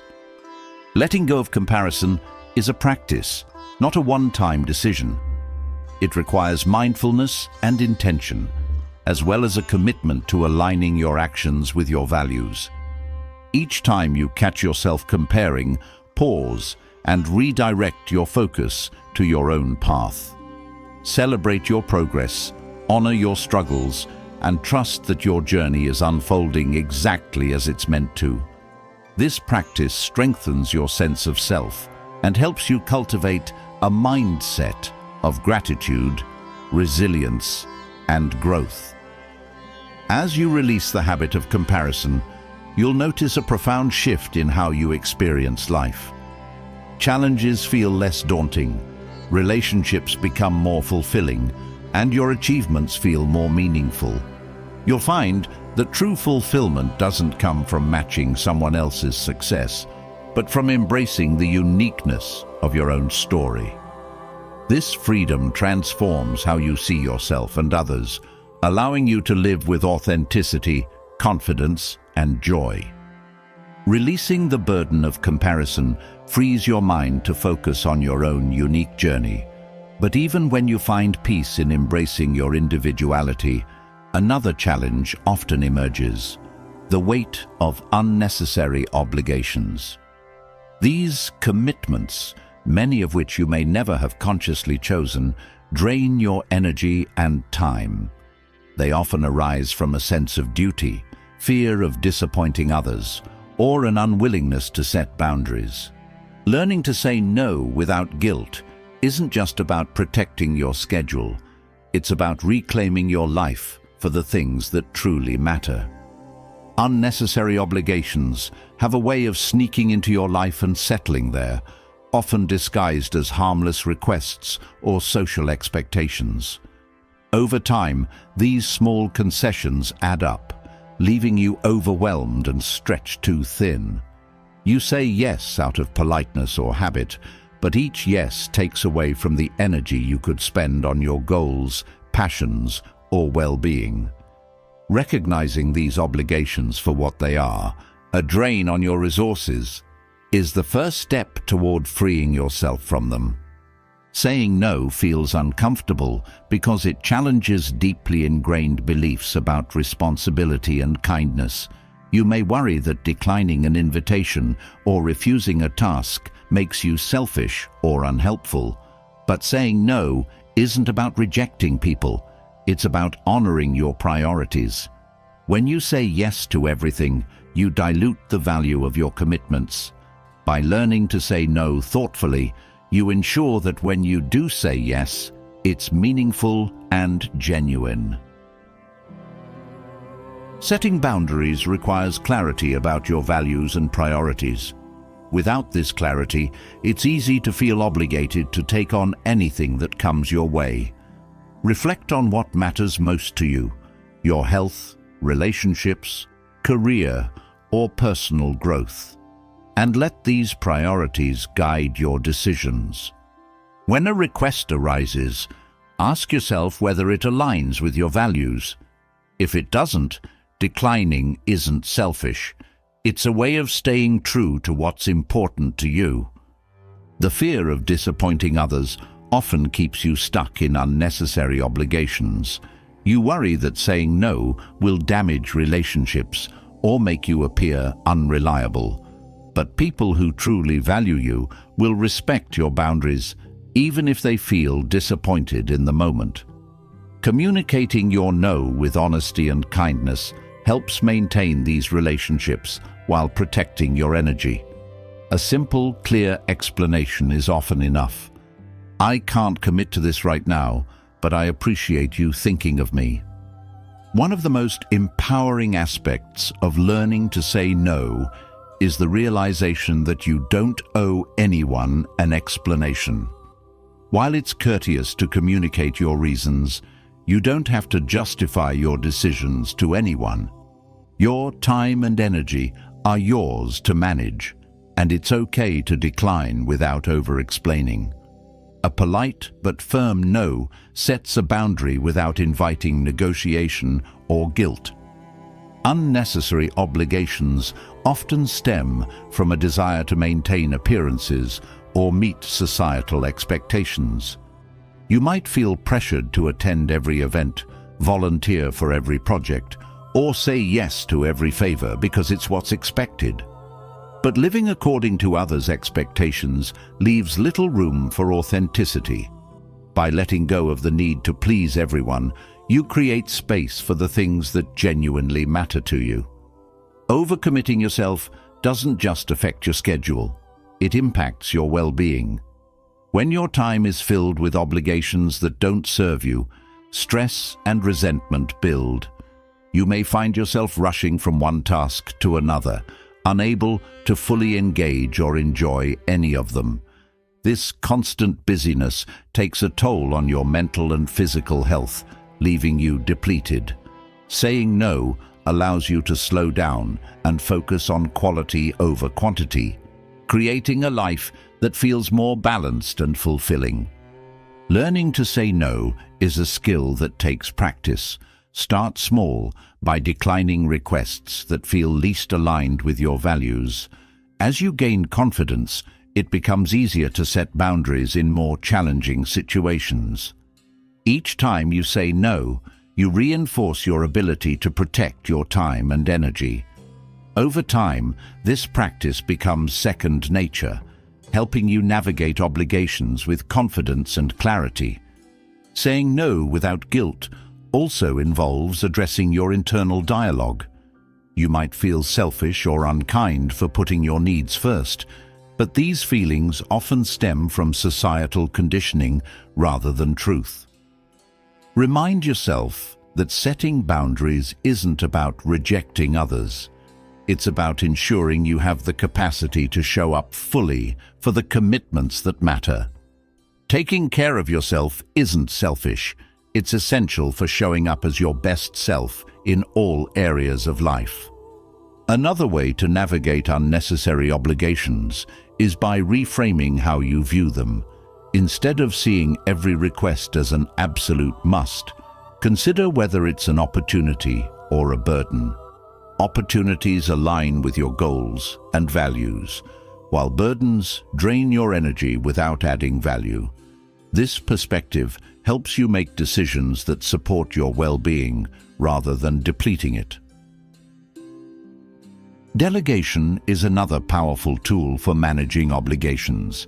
Not every task requires your direct involvement, and sharing responsibilities lightens the load for everyone, whether it's at work, in your family, or within your community. Delegating tasks allows you to focus on what only you can do.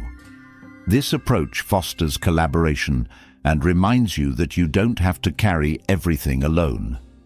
Unnecessary obligations also highlight the importance of self-awareness.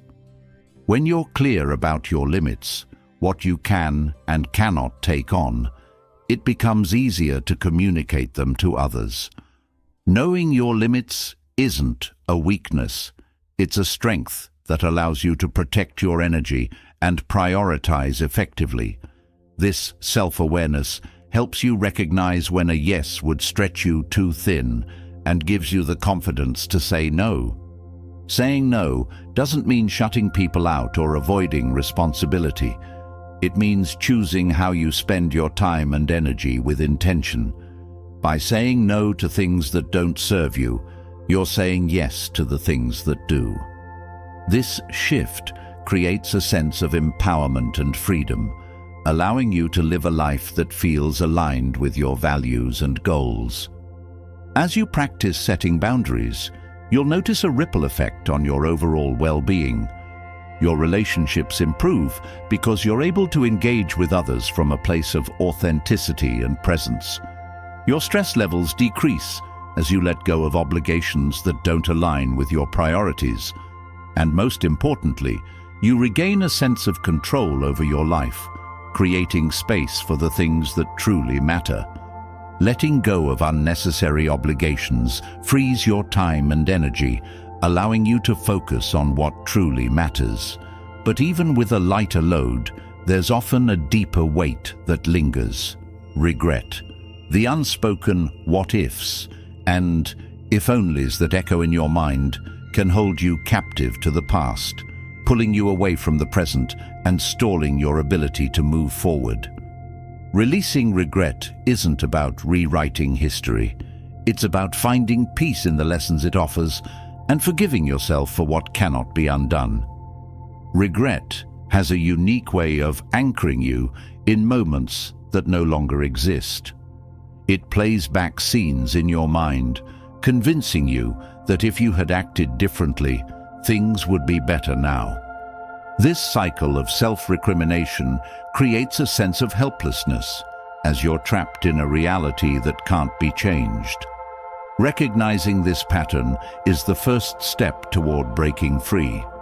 The past doesn't define you, but the lessons you take from it can shape a more empowered future. Holding on to regret often stems from an unrealistic expectation of perfection. You replay decisions and actions, wishing you had made the right choice. But in those moments, you acted with the knowledge and resources you had at the time. Expecting yourself to have foreseen every consequence is an unfair burden. Accepting this truth allows you to view your past with compassion rather than judgment. Self-forgiveness begins when you acknowledge that being human means making mistakes. Regret can also stem from missed opportunities or paths not taken. You might wonder how life would have unfolded if you'd chosen differently. This kind of regret is particularly insidious because it romanticizes the unknown, creating an illusion that the alternative would have been perfect. But every path comes with its own challenges and rewards, and there's no guarantee that a different choice would have brought more happiness. Focusing on the opportunities you have now helps you move forward, rather than longing for a version of the past that never existed. One of the most profound aspects of regret is its ability to teach. Each mistake or misstep holds valuable lessons about your values, desires, and boundaries. By reflecting on these moments, you gain clarity about what matters most to you. Regret isn't a punishment. It's a guide pointing you toward growth and self-awareness. Embracing this perspective transforms regret from a source of pain into a tool for personal evolution. The weight of regret often feels heavier when tied to relationships. Words left unsaid, actions taken in anger, or opportunities to connect that were missed can linger in your heart. These regrets may feel irreversible, especially when the other person is no longer present, but healing is still possible. Writing a letter to express what you wish you had said, even if you never send it, can bring closure. Forgiving yourself for what you didn't know or couldn't do at the time helps you release the emotional burden and find peace. Letting go of regret also involves releasing the illusion of control. You might believe that if you had done something differently, you could have prevented a particular outcome. But life is complex, and many factors are beyond your influence. Blaming yourself for things outside your control only deepens the cycle of regret. Accepting that not everything is within your power frees you to focus on what you can change moving forward. Regret often feeds on silence. Keeping your feelings bottled up allows them to grow, unchecked by perspective or support. Sharing your regrets with someone you trust can be incredibly healing. A compassionate listener can help you see your situation more clearly and remind you of your worth beyond the choices you've made. This act of vulnerability doesn't erase the past, but lightens its weight, making it easier to carry. Forgiving yourself is a transformative act that goes beyond regret. It's about acknowledging your humanity, accepting your imperfections, and choosing to move forward with kindness toward yourself. Self-forgiveness isn't about excusing harmful behavior or dismissing the impact of your actions.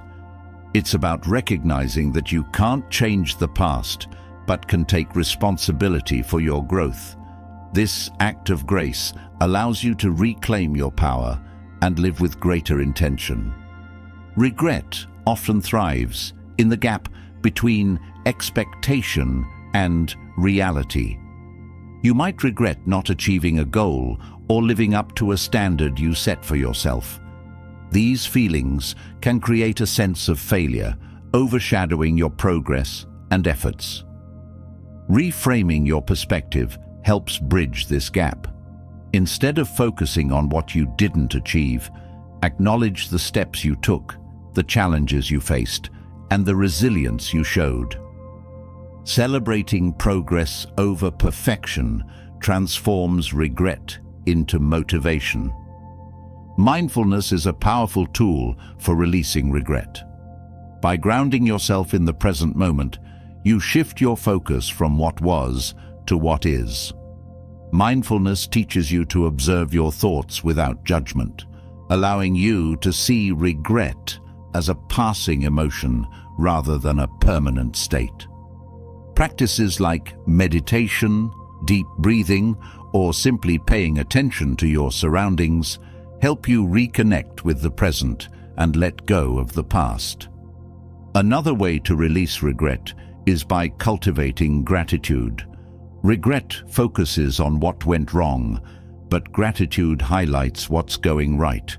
Reflecting on the positive aspects of your life, your relationships, opportunities, or personal growth reminds you that mistakes and missteps don't define your entire journey. Gratitude creates balance, helping you see the fullness of your life beyond its imperfections. Moving forward from regret requires intentionality. It's about taking the lessons you've learned and applying them to your future choices. This might mean setting clearer boundaries, communicating more openly, or aligning your actions with your values. Each step you take toward growth reinforces your ability to shape a life that feels meaningful and authentic. Regret loses its power when it becomes a catalyst for change rather than a source of pain. As you release regret, you'll notice a shift in how you view yourself and your journey. The mistakes that once felt like failures become markers of growth, and the choices you once questioned reveal their lessons. Letting go of regret isn't about forgetting the past. It's about honoring it as part of your story, while choosing not to let it define your future. This act of liberation creates space for joy, purpose, and a renewed sense of possibility. Letting go of regret clears the emotional weight that has tethered you to the past, opening space for a present that feels lighter and more fulfilling. Yet, as you find emotional freedom, there's often another type of weight that lingers quietly in your life. The attachments to material possessions. These inessential items may seem harmless, but their presence can clutter your space, drain your energy, and tether you to a sense of false security. Simplifying your life by releasing these attachments isn't just about decluttering. It's about redefining what truly adds value and joy to your existence. Material possessions often carry meaning beyond their physical form. They represent memories, achievements, or aspirations, making it difficult to let them go. Yet, when these objects no longer serve a purpose or spark joy, they become a source of mental and emotional clutter. Their presence reminds you of what you once needed, who you once were, or the version of yourself you thought you should be. Releasing these items is not an act of forgetting or erasing. It's an act of honoring the past while making room for the present and future. The attachment to material possessions frequently stems from a desire for comfort or control. Owning things can create an illusion of stability, as though having more will protect you from uncertainty. However, this mindset often leads to accumulation rather than satisfaction. The more you collect, the harder it becomes to find clarity or focus. True comfort and control don't come from objects, but from the trust you build within yourself. Letting go of excess allows you to shift your energy from managing possessions to cultivating meaningful experiences and connections. Holding on to items you no longer need is often fueled by the belief that they might be useful someday. This fear of future scarcity keeps drawers and closets overflowing with objects that rarely, if ever, see the light of day. While it's important to be prepared for life's uncertainties, there's a difference between thoughtful readiness and unnecessary hoarding. Releasing what you don't actively use or need creates space for intentional living. It's a way of signaling to yourself that you trust your ability to navigate life without relying on a surplus of things. Sentimental items pose a unique challenge in the process of letting go. These objects often hold emotional value, serving as reminders of loved ones, significant moments, or personal milestones. Parting with them can feel like losing a piece of your history. However, the memories attached to these items live within you, not the objects themselves. Keeping a few meaningful items, rather than an overwhelming collection, allows you to cherish those memories without letting them take over your space. The abundance of material possessions can also create a sense of guilt or responsibility. You might feel obligated to keep gifts, inherited items, or things you once spent significant money on. Yet, holding on to these items out of guilt doesn't serve you or honor their original purpose. Gifts are meant to bring joy, not burden. When an item no longer fulfills that role, it's okay to let it go. Passing it on to someone who can use it or donating it to a cause aligns its existence with its intended value. The act of decluttering is deeply personal, requiring honesty and self-awareness. It's not about following a one-size-fits-all rule, but about examining each item in the context of your life. Ask yourself whether it aligns with your current values, needs, and aspirations. This process helps you identify what truly matters while releasing what no longer fits. Letting go isn't about deprivation. It's about curating a space that reflects who you are and supports the life you want to live. Decluttering physical possessions often mirrors a broader journey of simplifying your mindset. The same principles apply: releasing what doesn't serve you, focusing on what brings value, and creating space for clarity. As you let go of objects, you may notice a parallel shift in your mental state. The fewer distractions in your environment, the easier it becomes to focus on your priorities, dreams, and relationships. The consumer culture we live in often reinforces the idea that owning more equals living better. Advertisements and social pressures encourage constant upgrading, acquiring, and comparing. Breaking free from this mindset requires a conscious effort to define success and happiness on your terms. When you detach your sense of worth from material possessions, you open the door to deeper fulfillment. Experiences, relationships, and personal growth become the markers of a rich life, rather than the accumulation of things. Minimalism isn't about owning the least amount possible, it's about owning what serves you best. By focusing on quality over quantity, you create an environment that supports your well-being. Each object in your space should have a purpose, whether functional or emotional. This intentional approach to ownership transforms your relationship with possessions, making them tools for living rather than symbols of status or security. The process of letting go is also a form of self-care. It's about recognizing that your space, time, and energy are finite resources and choosing to protect them. Each item you release creates a sense of freedom, reducing the mental load of managing, cleaning, or worrying about excess possessions. This freedom allows you to invest more fully in the areas of your life that bring true satisfaction. Letting go doesn't mean abandoning all sentiment or practicality. It means finding balance. For some, this might involve keeping a small box of cherished mementos or maintaining a modest collection of items that bring joy. The key is to ensure these possessions enhance your life rather than complicate it. By being selective about what you keep, you create a space that reflects your values and supports your journey. As you release attachments to material possessions, you'll notice subtle yet profound changes in your life. Decision-making becomes easier, As your environment offers clarity rather than distraction, stress levels decrease, as there's less to manage, organize, or maintain. Relationships improve, as the focus shifts from accumulating things to sharing experiences. And most importantly, you reconnect with yourself, finding fulfillment in who you are rather than what you own.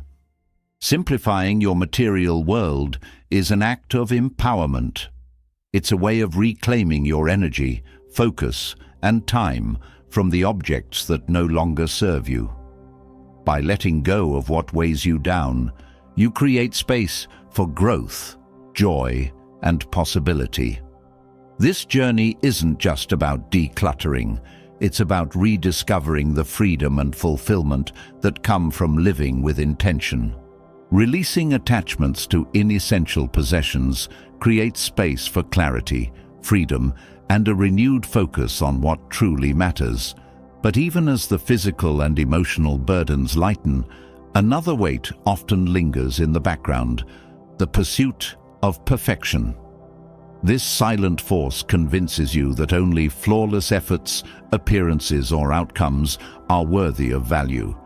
Yet, striving for perfection often becomes a barrier, paralyzing progress and overshadowing the beauty of imperfection. Embracing growth through imperfection is not about settling for less. It's about discovering the strength and authenticity that arise when you let go of unattainable standards. Perfectionism thrives on the illusion that flawless execution guarantees success or approval.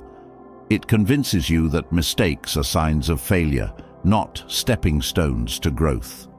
This mindset creates a constant pressure to perform at an impossible level, leaving little room for exploration or creativity. Recognizing that mistakes are an essential part of progress allows you to approach challenges with curiosity rather than fear. Each misstep becomes a lesson, guiding you toward improvement and resilience. One of the most harmful aspects of perfectionism is its tendency to delay action. The fear of not meeting unrealistic standards often leads to procrastination, as starting feels too daunting. This paralysis prevents you from moving forward, keeping you stuck in cycles of self-doubt and avoidance. Breaking free from this cycle begins with shifting your focus from outcomes to effort. When you value the process over the result, you allow yourself to take imperfect steps that lead to growth. Perfectionism also fosters an unhealthy relationship with self-worth. It ties your value to external achievements, making you feel inadequate when you fall short of expectations. This constant striving for validation can erode your confidence, as no level of success ever feels enough. Embracing imperfection means recognizing that your worth isn't dependent on accomplishments. It's about valuing yourself as a whole person, flaws, failures, and all. Comparisons often fuel the drive for perfection. Seeing others' polished results can make you feel like you're falling behind or not measuring up. However, what you see is rarely the full picture. Every success story includes struggles and setbacks that are often invisible from the outside. Shifting your focus to your own journey helps you break free from the trap of comparison. Your progress, however small, is meaningful because it reflects your unique path. The pursuit of perfection can also create a fear of vulnerability. Showing imperfections feels risky, as though it exposes weaknesses others might judge. But vulnerability is a powerful connector, allowing you to build authentic relationships and share experiences that resonate with others. Embracing your imperfections invites others to do the same, fostering a sense of mutual understanding and support. This openness strengthens connections, reminding you that imperfection is a shared human experience. Perfectionism often masks itself as high standards or ambition, but it's important to distinguish between striving for excellence and chasing perfection. Excellence is about doing your best within the bounds of what's realistic and sustainable. Perfection, on the other hand, demands more than what's humanly possible, often at the cost of your well-being. Releasing the need for perfection doesn't mean lowering your standards. It means setting goals that challenge and inspire you without causing harm. Letting go of perfection also involves redefining success. Traditional notions of success often prioritize flawless execution and measurable outcomes, but true success lies in growth, effort, and resilience. It's about showing up, learning from your experiences, and persisting despite setbacks. This perspective shifts your focus from what you achieve to who you become in the process, creating a more fulfilling and sustainable approach to your goals. Perfectionism doesn't just impact your personal life, it can also affect your relationships and work. The desire for perfection can make you overly critical, both of yourself and others. This creates tension and prevents genuine connection or collaboration. Embracing imperfection allows you to approach others with empathy and understanding, fostering an environment of trust and mutual respect. It also helps you recognize the value of teamwork, where diverse perspectives and strengths enrich the outcome. Another consequence of perfectionism is burnout. The relentless pursuit of unattainable standards leaves little room for rest or reflection, depleting your energy and enthusiasm over time. Embracing imperfection means acknowledging your limits and prioritizing self-care. It's about recognizing that rest isn't a sign of weakness, but an essential part of maintaining your well-being and productivity. By allowing yourself to pause and recharge, you create space for sustainable growth. Creativity flourishes when you let go of perfection. The pressure to create something flawless can stifle innovation, as fear of failure discourages experimentation. When you accept that not every attempt will succeed, you give yourself permission to explore new ideas and take risks. This freedom fosters creativity, leading to discoveries and breakthroughs that wouldn't have been possible under the constraints of perfectionism. Perfectionism often takes root in early experiences, where achievements were tied to approval or self-worth. Unpacking these origins helps you understand why you hold yourself to such high standards and allows you to challenge the beliefs that no longer serve you.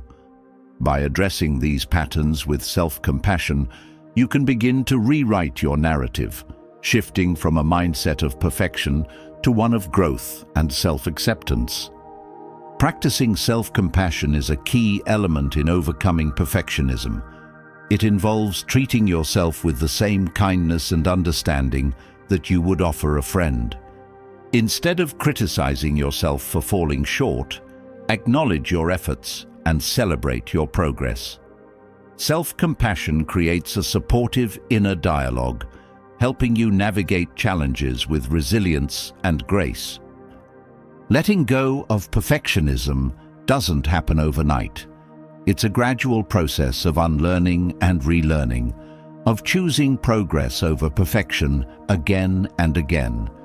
Each time you allow yourself to be imperfect, you reinforce the belief that growth is more valuable than flawlessness.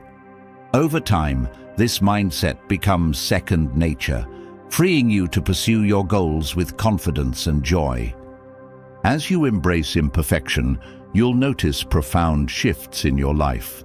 Challenges feel less intimidating, creativity flows more freely, and relationships deepen.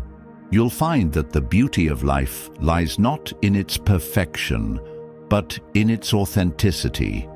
The moments of growth, connection, and discovery that emerge when you let go of unrealistic expectations. By accepting imperfection, you open the door to a life that feels more genuine, fulfilling, and aligned with your true self. Accepting imperfection liberates you from the exhausting chase of unattainable standards. As you embrace your authentic self, another challenge often comes into focus: the deep-rooted need for external validation. This desire for approval from others can quietly dictate your choices, influencing how you see yourself and the paths you pursue. Shifting away from this need and cultivating inner confidence is a transformative act, one that frees you to live authentically and find fulfillment within, rather than seeking it from outside sources. The need for external validation often stems from a natural human desire to belong and feel valued. Approval from others can feel like a form of reassurance, affirming your worth and choices. However, relying on this external source creates a fragile foundation for self-esteem. It places your sense of worth in the hands of others, making it vulnerable to their opinions, judgments, and moods. True confidence arises when you shift this foundation inward, learning to validate yourself based on your values, efforts, and growth.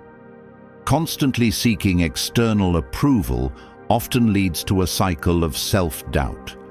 Each time you base your worth on someone else's reaction, you reinforce the belief that you're only valuable if others say so. This cycle keeps you chasing validation, often at the expense of your authenticity. Breaking free begins with recognizing your intrinsic worth, the understanding that your value doesn't depend on external recognition, but is inherent in who you are. This realization is a cornerstone of inner confidence. When you rely on external validation, you may find yourself altering your behavior or choices to align with what others expect or approve of. Over time, this can lead to a disconnect between your true self and the version of you that you present to the world. This disconnection creates a sense of emptiness, as though something is missing. Reconnecting with your authentic self means prioritizing your values, passions, and needs over external opinions. This alignment fosters a sense of fulfillment that external approval can never provide.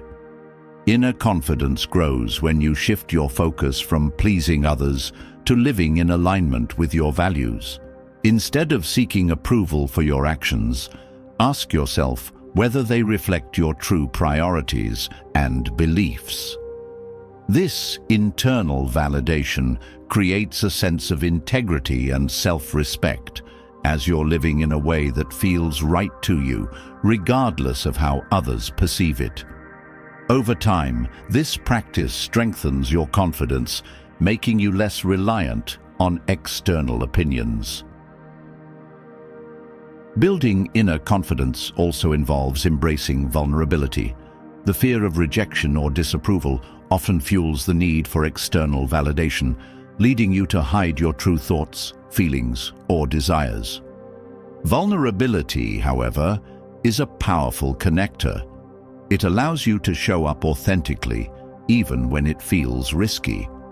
Each time you allow yourself to be vulnerable, you reinforce the belief that you're enough as you are, creating a foundation of self-acceptance that external validation can't provide. Criticism can feel particularly challenging when you rely on external validation, as it threatens the approval you've sought. Shifting your perspective on criticism is essential for building inner confidence.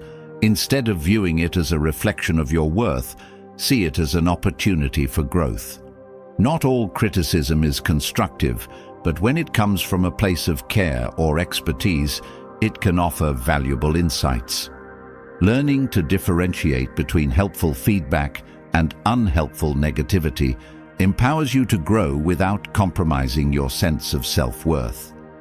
Another aspect of breaking free from external validation is understanding that people's opinions often say more about them than about you. Their reactions are shaped by their experiences, beliefs, and biases, not by an objective truth about your worth. Recognizing this helps you detach from the need to please everyone, as you realize that you can't control how others perceive you. This detachment frees you to focus on what truly matters, living authentically and with purpose. Cultivating inner confidence also requires self-compassion. The pursuit of external validation often leads to harsh self-criticism when approval isn't achieved. Replacing this criticism with kindness and understanding creates a supportive inner dialogue, allowing you to navigate challenges with resilience and grace. Self-compassion reminds you that you're worthy of care and respect, even when you fall short of expectations or face disapproval. Celebrating your achievements, no matter how small, is another way to build inner confidence.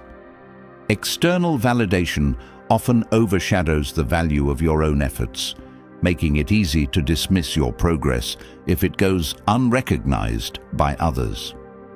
Shifting your focus to internal acknowledgement helps you see the value of your journey, reinforcing the belief that your worth isn't tied to external praise, but to your dedication and growth. Gratitude plays a powerful role in shifting your mindset from external validation to inner confidence. When you focus on what you have and what you've accomplished, rather than what others think of you, you cultivate a sense of contentment and self-assurance. Gratitude helps you see the richness of your life beyond external opinions, grounding you in a sense of abundance and fulfillment. Letting go of the need for external validation doesn't mean ignoring others' perspectives or isolating yourself. It means creating a balanced relationship with feedback, where you can listen to others without letting their opinions define you. This balance allows you to remain open to growth while staying true to your authentic self. It's about valuing your voice as much as, if not more than, the voices around you. Overcoming the need for external validation is a process, not an overnight transformation. Each step you take toward building inner confidence strengthens your ability to live authentically, whether it's setting boundaries, prioritizing your values, or embracing vulnerability. Each action reinforces the belief that you're enough as you are. This journey creates a sense of freedom, allowing you to focus on living a life that feels meaningful and aligned with your true self. As you cultivate inner confidence, you'll notice a profound shift in how you approach challenges, relationships, and opportunities. Instead of seeking approval, you'll find fulfillment in your own growth and choices. This transformation isn't about shutting out the world, but about engaging with it from a place of authenticity and strength. By letting go of the need for external validation, you create a life that feels deeply rooted in self-worth and personal fulfillment. Cultivating inner confidence frees you from the need to rely on others for validation, but as you strengthen this internal foundation, a new challenge may come into focus: interactions and relationships that sap your energy. These draining dynamics, often unspoken or unnoticed, leave you feeling depleted, anxious, or unsettled. Recognizing these energy vampires and creating boundaries isn't about shutting others out. It's about protecting your well-being and investing your energy where it truly matters. By reducing the hold of these draining interactions, you reclaim your emotional strength and focus, empowering yourself to thrive. Energy vampires aren't always obvious. They can appear as friends, colleagues, or even family members who rely heavily on your time, attention, or emotional resources without reciprocating. These individuals may constantly seek support, create drama, or manipulate situations to center themselves, leaving you with little room to recharge. The first step in addressing these relationships is identifying the patterns that drain you. Pay attention to how you feel after spending time with someone. Do you feel uplifted and supported, or weighed down and exhausted?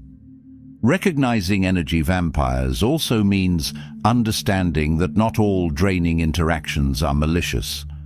Some people may not realize the impact of their behavior, acting out of habit or their own unresolved issues. While this understanding can foster compassion, it doesn't mean you have to tolerate behavior that diminishes your well-being. Setting boundaries is an act of self-respect and care, not rejection.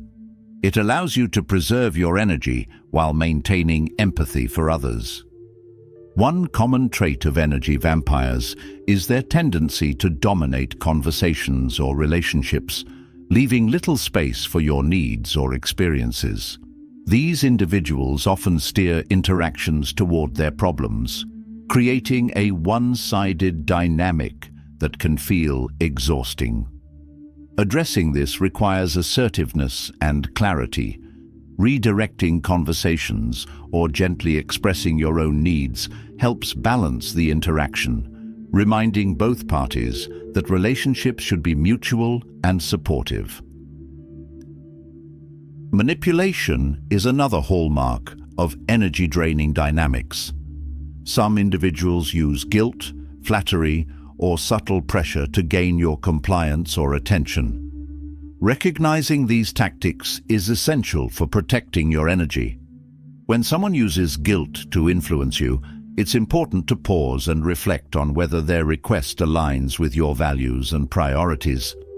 Responding with calm clarity, such as, "I understand how you feel, but I can't commit to that right now," helps you maintain control of your boundaries without escalating the situation. Energy vampires can also manifest as perpetual pessimists or complainers who constantly focus on the negative. While it's natural to vent or seek support during difficult times, chronic negativity can become toxic when it dominates interactions. Limiting exposure to this energy doesn't mean abandoning the person. It means protecting your emotional balance. Encouraging solutions rather than dwelling on problems can also help shift the dynamic to something more constructive. Setting boundaries with energy vampires often feels challenging, especially when the relationship is close or long-standing. The fear of conflict, rejection, or guilt can make it difficult to assert your needs. However, boundaries are essential for maintaining healthy relationships and ensuring your well-being. Communicating your limits with kindness and firmness helps create clarity, reducing the likelihood of misunderstandings or resentment. Over time, consistent boundaries foster respect and mutual understanding. Reducing energy-draining interactions isn't just about people. It's also about situations or environments that leave you feeling depleted. Overcommitment, toxic work cultures, or constant exposure to negativity in media can sap your energy just as much as challenging relationships. Recognizing these patterns and making intentional changes, such as scaling back commitments, seeking supportive environments, or limiting exposure to draining content, helps restore balance and energy. Self-awareness plays a crucial role in managing energy vampires. Reflecting on why certain dynamics affect you allows you to address underlying triggers or vulnerabilities.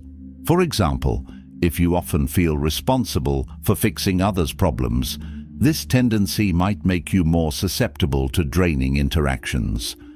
Developing self-awareness helps you identify these patterns and create strategies for protecting your energy, such as practicing self-compassion or seeking support from trusted individuals. One of the most empowering aspects of addressing energy vampires is learning to say no without guilt. Draining individuals or situations often rely on your compliance or availability to maintain their hold. Saying no, whether explicitly or by redirecting your energy elsewhere, is a powerful act of self-care. It reinforces your boundaries and reminds you that your time and energy are valuable resources to be spent wisely. Detaching from energy vampires doesn't always mean cutting people off completely. Sometimes, creating distance or changing the nature of the relationship is enough to reduce its impact. This might involve spending less time together, limiting the depth of conversations, or focusing on shared activities that feel neutral and enjoyable. These adjustments create a healthier dynamic while preserving the connection in a way that aligns with your well-being. Addressing energy vampires also requires cultivating a strong support system. Surrounding yourself with positive, supportive individuals balances out the impact of draining dynamics and reinforces your emotional resilience. These relationships provide a safe space for you to recharge, share, and grow, reminding you of the power of mutual respect and understanding. Investing in these connections strengthens your ability to navigate challenging interactions with confidence and grace. Forgiveness is another important aspect of managing energy-draining relationships. Holding on to resentment or frustration toward energy vampires only prolongs their hold on your emotions. Forgiving them, whether directly or in your own heart, allows you to release the emotional weight of the relationship, freeing yourself to move forward. Forgiveness doesn't mean condoning their behavior. It means choosing your peace over prolonged conflict. Protecting your energy isn't a selfish act. It's a way of ensuring you have the capacity to show up fully in the areas of your life that matter most. Each step you take to reduce draining interactions and environments creates more space for joy, growth, and fulfillment. This shift empowers you to live with greater intention, focusing your energy on the people and pursuits that truly enrich your life. As you recognize and address energy vampires, you'll notice a profound shift in how you experience relationships and environments. Draining dynamics lose their grip, replaced by connections that uplift and support you. This transformation reinforces the belief that you have the power to protect your energy and prioritize your well-being, creating a life that feels more aligned, balanced, and fulfilling. Recognizing and managing the interactions and situations that drain your energy brings clarity and empowerment to your life. But even as you create boundaries and regain emotional balance, you might notice patterns in your behavior that continue to repeat, leading to the same mistakes and challenges. The question arises, why do these patterns persist, and how can you break free? Understanding the reasons behind repeated errors through the lens of Stoicism offers profound insight into human behavior and provides practical steps to embrace change and growth. Repeating the same mistakes often stems from deeply rooted habits or beliefs that go unexamined. Without reflecting on why a particular action or decision occurred, it's easy to default to familiar patterns, even when they lead to undesirable outcomes. Stoicism emphasizes the importance of self-awareness and reflection as tools to understand the motives behind your actions. By observing your behavior without judgment, you begin to uncover the triggers and thought processes that lead to repeated errors, creating an opportunity for intentional change. Fear plays a significant role in perpetuating mistakes. Fear of failure, rejection, or uncertainty often keeps you in a cycle of familiar choices, even if they're not serving you. Stoicism teaches that fear loses its power when you face it directly and accept the uncertainty inherent in life. When you confront the discomfort of change, you create space for growth and break free from the safety of familiar yet unproductive patterns. This courage to face the unknown allows you to reframe mistakes as learning experiences rather than failures. Emotions can cloud judgment, leading to repeated errors driven by impulse rather than reason. Anger, frustration, or desire can push you toward actions that feel right in the moment, but result in regret later. Stoic practices, such as the power of pause and reflection, help you navigate emotional impulses. By creating a moment of stillness before reacting, you gain clarity and align your decisions with your values and long-term goals, reducing the likelihood of repeating mistakes. One common reason for repeating mistakes is the failure to learn from past experiences. It's easy to focus on the outcome of an error rather than the factors that led to it. Stoicism encourages analyzing your mistakes with curiosity and detachment, treating them as opportunities for growth. This practice involves asking yourself what went wrong, what could have been done differently, and what lesson can be applied moving forward. Viewing mistakes as teachers shifts your perspective, allowing you to move forward with greater wisdom and confidence. External influences, such as societal expectations or the opinions of others, can also contribute to repeating mistakes. When your actions are driven by a desire to conform or please others, you risk losing sight of your true values and priorities.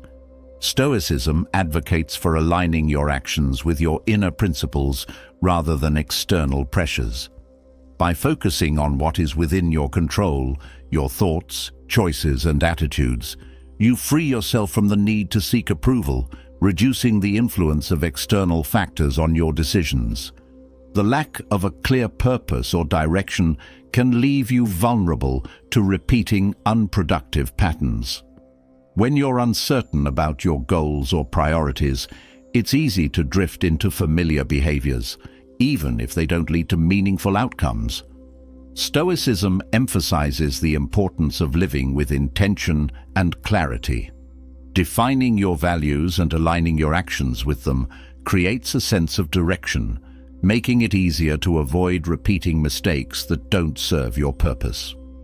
Resisting accountability is another barrier to breaking free from repeated mistakes.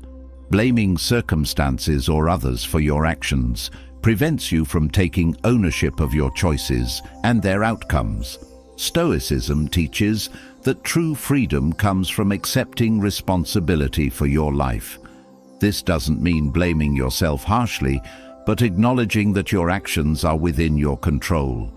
Taking accountability empowers you to make different choices moving forward, breaking the cycle of repeated errors. Habits play a significant role in repeating mistakes. Actions repeated over time become automatic, making it difficult to break free from unproductive patterns. Stoic philosophy encourages intentional action and mindfulness as antidotes to mindless habits.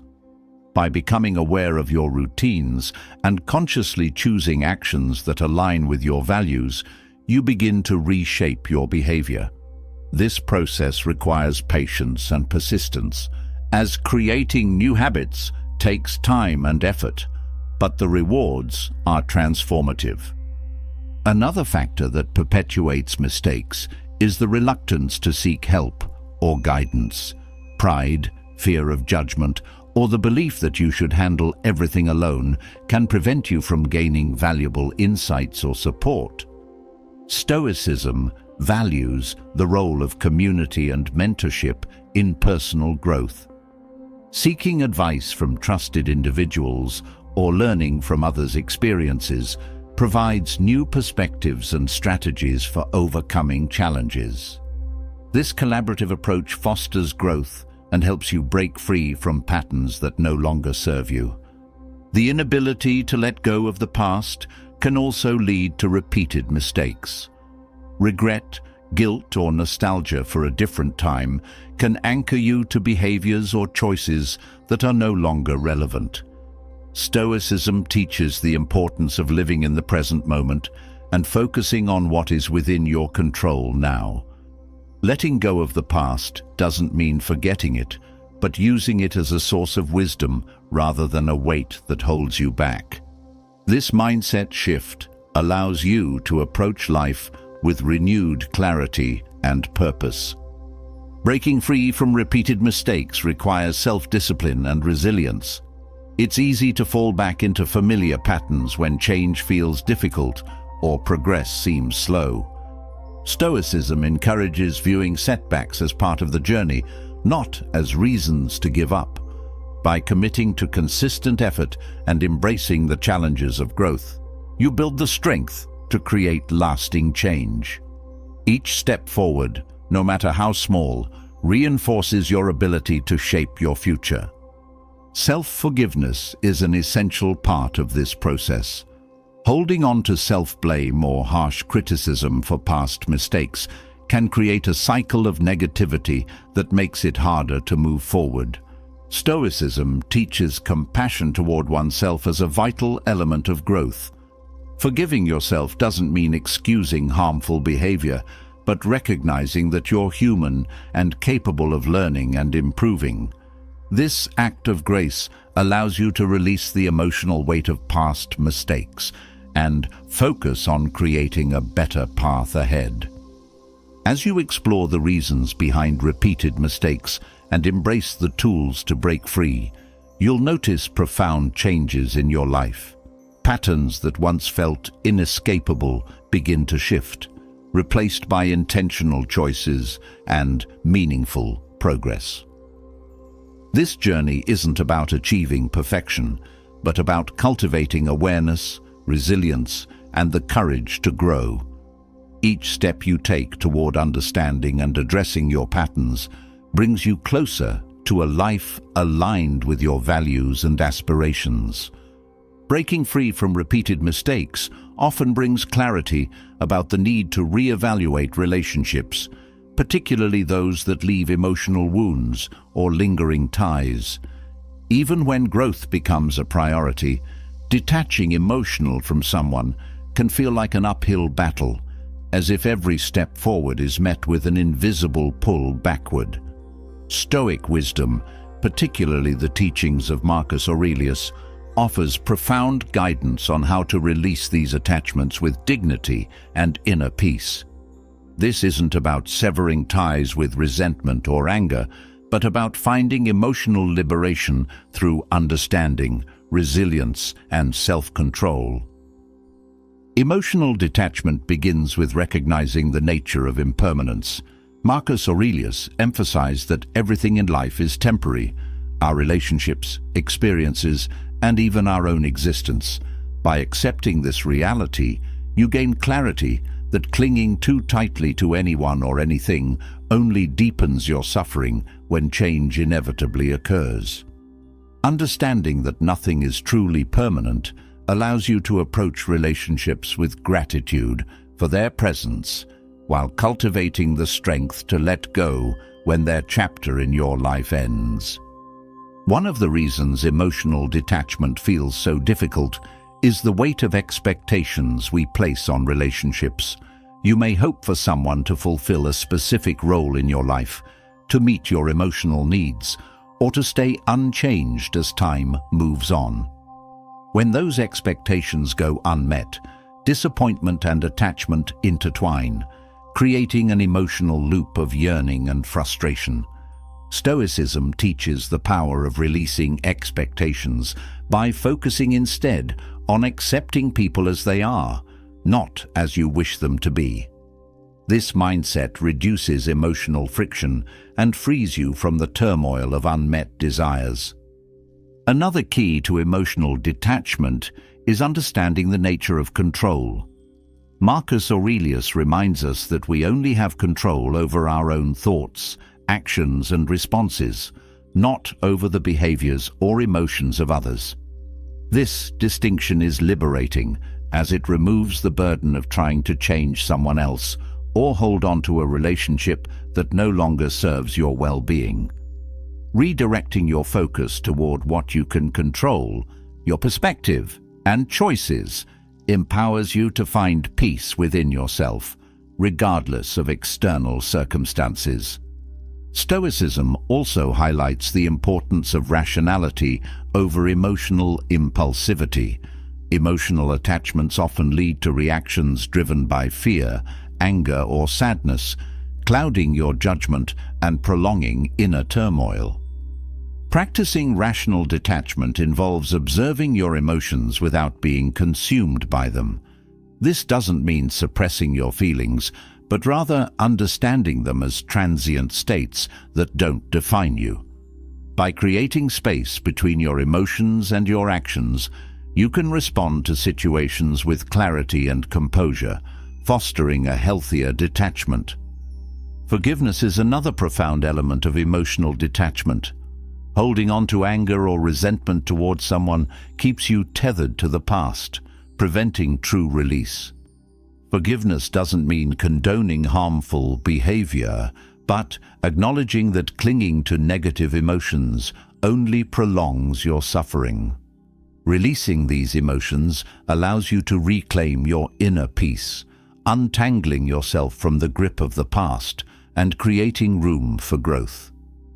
This act of letting go is a gift you give to yourself, not necessarily to the other person. Detachment also involves redefining your sense of self. Emotional attachment often stems from the belief that your identity is intertwined with a specific person or relationship. When that connection shifts or ends, it can leave you feeling lost or incomplete. Stoicism encourages cultivating a sense of self grounded in your own values, virtues, and actions, rather than external relationships. Building this inner foundation strengthens your ability to navigate changes with grace, knowing that your worth and purpose are not dependent on anyone else. Another powerful tool for emotional detachment is practicing gratitude.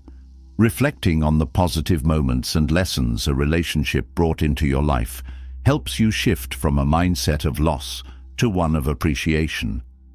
Gratitude transforms your perspective, allowing you to honor what was without clinging to what can no longer be. This practice creates emotional closure, softening the transition and opening the door to new possibilities.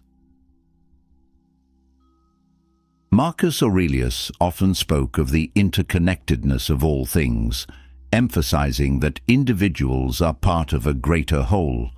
This perspective encourages viewing relationships in the context of life's broader flow, where every connection has its purpose and season. Detaching emotionally doesn't diminish the significance of a relationship, but places it within the larger tapestry of your journey. By embracing this interconnectedness, you find peace in the natural evolution of relationships, trusting that each experience contributes to your growth. Silence and reflection are invaluable practices for emotional detachment. When emotions run high, the mind can become overwhelmed with thoughts of what could have been or what was lost. Creating moments of stillness allows you to process these feelings without being overwhelmed by them. Reflecting on your experiences with honesty and kindness helps you understand the lessons they hold, transforming emotional pain into wisdom and resilience. Detaching emotionally also requires setting boundaries. Maintaining ties with someone who no longer aligns with your well-being can prolong your emotional struggle. Boundaries are not acts of rejection, but of self-respect, creating a space where you can heal and grow. Whether this involves limiting contact, shifting the nature of the relationship, or letting it go entirely, boundaries protect your energy and foster inner stability. One of the greatest challenges of emotional detachment is the fear of loneliness. Letting go of a relationship can leave a void that feels daunting to face. However, Stoicism teaches that solitude is not an absence, but an opportunity to deepen your connection with yourself. Embracing moments of solitude allows you to discover the richness of your inner world, cultivating a sense of wholeness that doesn't rely on external connections. This practice transforms loneliness into a source of strength and self-discovery. Detachment doesn't mean shutting yourself off from love or connection. It means engaging with others from a place of strength and authenticity rather than dependency. By cultivating emotional independence, you create space for healthier, more balanced relationships that enrich your life without depleting it. This shift fosters mutual respect and understanding, allowing connections to flourish without the weight of unhealthy attachments. As you integrate these Stoic principles, emotional detachment becomes a path not of loss, but of liberation. Each step forward reinforces your ability to let go with grace, honoring the past while embracing the future with open arms. Detaching emotionally doesn't diminish the value of a relationship.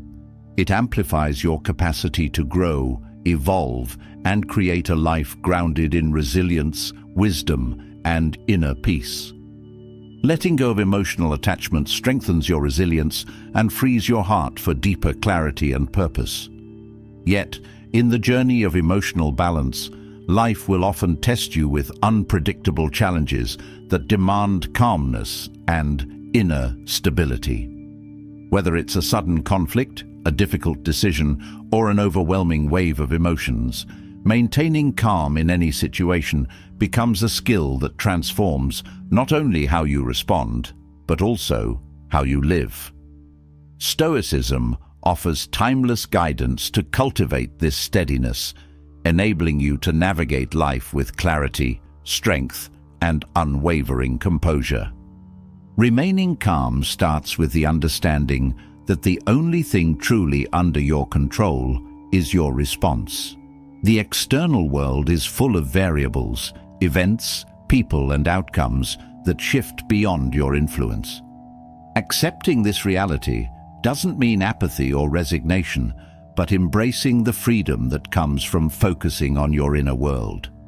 When you center your energy on your mindset and actions, external turbulence loses its power to unnerve you. This shift in focus helps you stand grounded, even in moments of chaos. Clarity of thought is essential for maintaining calmness. A scattered or reactive mind often amplifies stress, while a focused and deliberate approach diffuses tension. Stoicism emphasizes the practice of pausing before reacting. In that moment of pause, you create space to observe your emotions, assess the situation, and choose a response aligned with your values.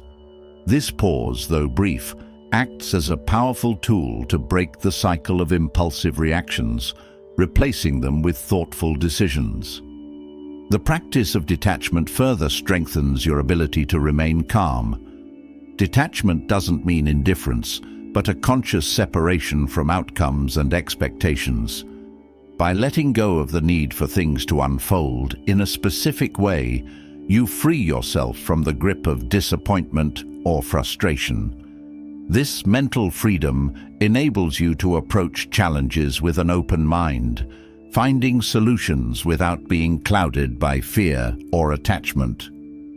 Detachment teaches you to navigate life's uncertainties with grace and adaptability. Breathing, often overlooked, is one of the most effective ways to cultivate calmness in the face of adversity. The breath is a bridge between your body and mind, influencing both your physical state and emotional response. Deep, intentional breaths signal your nervous system to shift from a state of stress to one of relaxation. Practicing controlled breathing during moments of tension helps steady your heart rate, clear your thoughts, and anchor you in the present. This simple yet profound practice becomes a cornerstone of inner peace. Self-awareness plays a pivotal role in maintaining calmness. Many reactions stem from unresolved fears, insecurities, or triggers rooted in past experiences. Developing self-awareness helps you identify these patterns and understand why certain situations evoke strong emotions. With this understanding, you gain the power to respond rather than react, choosing actions that align with your inner stability. Self-awareness transforms challenges into opportunities for growth, as each test deepens your understanding of yourself. A key Stoic principle is viewing challenges as opportunities to exercise virtue.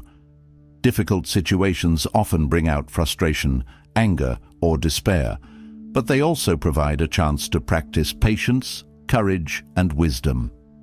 Reframing challenges in this way shifts your perspective from one of resistance to one of growth. Instead of asking why something is happening to you, consider how you can grow through it. This shift empowers you to remain calm, knowing that every challenge carries the seed of a lesson. Mindfulness anchors you in the present, reducing the tendency to overthink or catastrophize. Anxiety often arises from dwelling on what might happen, while regret stems from focusing on what already has. Mindfulness teaches you to fully engage with the present moment, observing it without judgment. This practice quiets the mental noise that fuels stress and allows you to respond to what is rather than what could be. In moments of crisis, mindfulness brings clarity and focus, enabling you to act with composure. Understanding the impermanence of all things is another profound Stoic teaching that fosters calmness.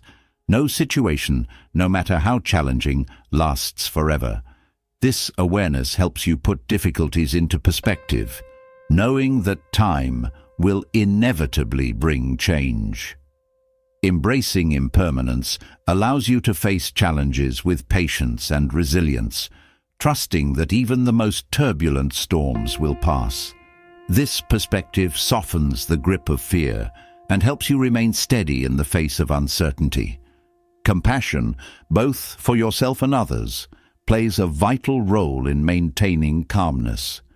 When tensions rise, it's easy to judge harshly or let frustration take over. Stoicism teaches the importance of understanding others' perspectives and recognizing that everyone is navigating their own struggles. Compassion allows you to approach conflicts with empathy, diffusing tension and fostering understanding. Extending this same kindness to yourself helps you navigate mistakes or setbacks without self-criticism, preserving your emotional balance. Gratitude shifts your focus from what's wrong to what's right, fostering a sense of calm even in difficult times. Reflecting on the positive aspects of your life creates a mental buffer against stress, reminding you that challenges don't define your entire experience. Gratitude doesn't ignore difficulties, but places them within a broader context, helping you maintain perspective and composure. This practice becomes a source of strength, grounding you in a mindset of abundance rather than scarcity. Another Stoic practice that enhances calmness is the dichotomy of control. This principle involves categorizing aspects of life into what you can and cannot control. By directing your energy toward what you can influence, your thoughts, actions, and decisions, you reduce the stress of trying to control the uncontrollable. This approach simplifies your focus, allowing you to navigate life's complexities with greater ease and confidence. It's a reminder that your power lies in your response, not in external circumstances.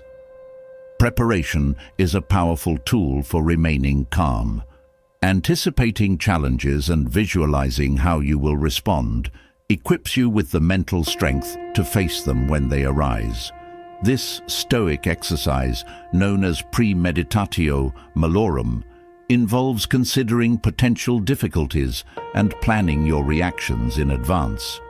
Far from creating anxiety, this practice fosters resilience by removing the element of surprise and empowering you to act with intention. Preparation transforms uncertainty into a manageable reality. Consistent reflection deepens your ability to remain calm, Taking time each day to evaluate your actions, thoughts, and responses helps you identify areas for growth and reinforce positive habits.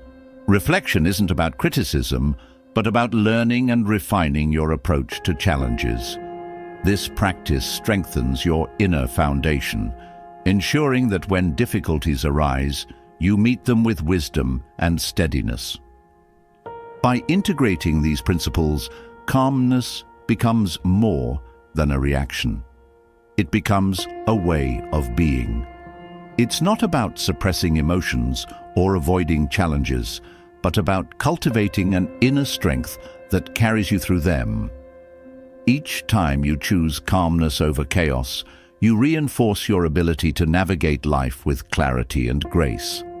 This journey transforms not only how you face challenges, but how you experience life itself, creating a sense of peace that no external circumstance can take away. Remaining calm in any situation offers a profound sense of inner control, but there are moments when the most powerful act is not standing firm, but stepping away. Walking away isn't a sign of weakness. It's an act of profound strength, wisdom, and self-preservation. Whether it's leaving behind toxic relationships, avoiding unnecessary conflicts, or stepping out of situations that no longer align with your values, the ability to remove yourself strategically can transform your life. Stoicism teaches that knowing when and how to walk away is an essential tool for maintaining peace, integrity, and focus on what truly matters. Walking away begins with recognizing what is within your control and what is not. Marcus Aurelius emphasized that we should focus on our own actions, decisions, and attitudes, while accepting that we cannot dictate others' behavior or outcomes. When a situation becomes draining, harmful, or misaligned with your values, stepping away allows you to preserve your energy for what truly matters. It's not about giving up, but redirecting your efforts toward areas where you can make a meaningful impact. Sometimes, staying in a situation feels like an act of persistence or loyalty, but it can also lead to unnecessary suffering. Stoicism reminds us that endurance is valuable only when it serves a higher purpose. Walking away becomes an act of courage when you choose to prioritize your well-being over the fear of judgment, failure, or loss. This decision often requires confronting uncomfortable truths about what no longer serves you, and trusting that letting go creates space for something better. The fear of walking away often stems from attachment, whether to people, places, or roles that feel familiar. This attachment creates a false sense of security, making it difficult to leave, even when staying causes harm. Detaching from these anchors involves understanding that your worth and identity are not tied to external factors. By letting go of the need to cling to what feels safe, you open yourself to the possibility of growth, healing, and new opportunities. Walking away also involves accepting impermanence. Every situation, relationship, or role has a natural lifespan, and forcing something to last longer than it should often leads to frustration and stagnation. Recognizing when something has run its course allows you to leave with grace, carrying the lessons and memories forward without clinging to what was. This mindset fosters a sense of liberation as you free yourself from the burden of trying to control or fix what cannot be changed. Boundaries are an essential part of walking away effectively. Without clear boundaries, it's easy to stay entangled in situations that drain your energy or compromise your values. Walking away is an ultimate boundary, signaling that your time, energy, and well-being are not negotiable. This act of self-respect doesn't mean rejecting others, but choosing to prioritize your needs over the demands or expectations that no longer align with your path. Walking away isn't always physical. It can also be emotional or mental.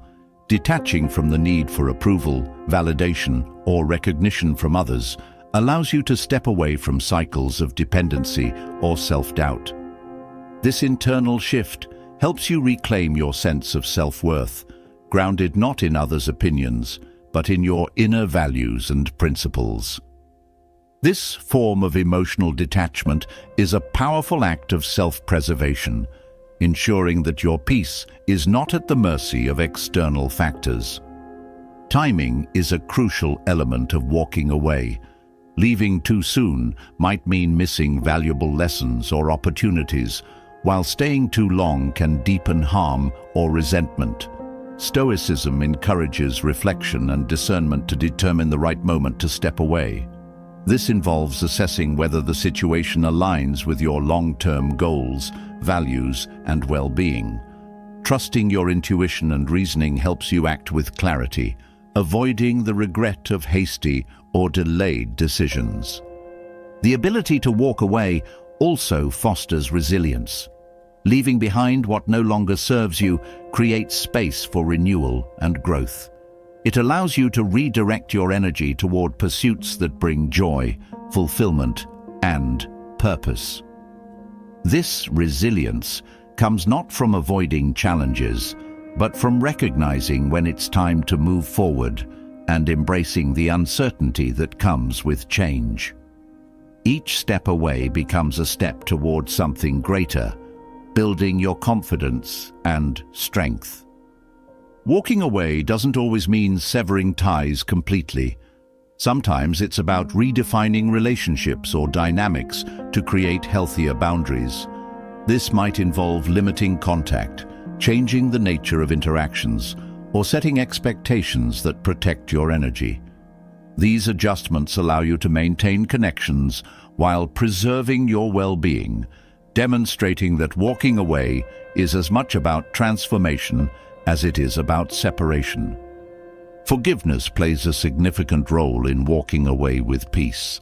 Holding on to anger, resentment, or bitterness toward a person or situation keeps you emotionally tied to what you're trying to leave behind. Forgiving doesn't mean condoning harmful behavior, but releasing the emotional weight it carries. This act of release allows you to walk away with a clear mind and heart, free from the burdens of the past and open to the possibilities ahead. Walking away often challenges societal norms or expectations, which can make the act feel isolating or misunderstood. However, Stoicism teaches that the opinions of others should not dictate your actions. Staying true to your principles and values, even when others disagree, reinforces your inner strength and authenticity. Walking away becomes an act of self-alignment, demonstrating that your path is yours to define. Self-awareness is essential for understanding when walking away is the right choice. Reflecting on your emotions, motivations, and patterns helps you identify whether staying is rooted in fear, obligation, or genuine purpose.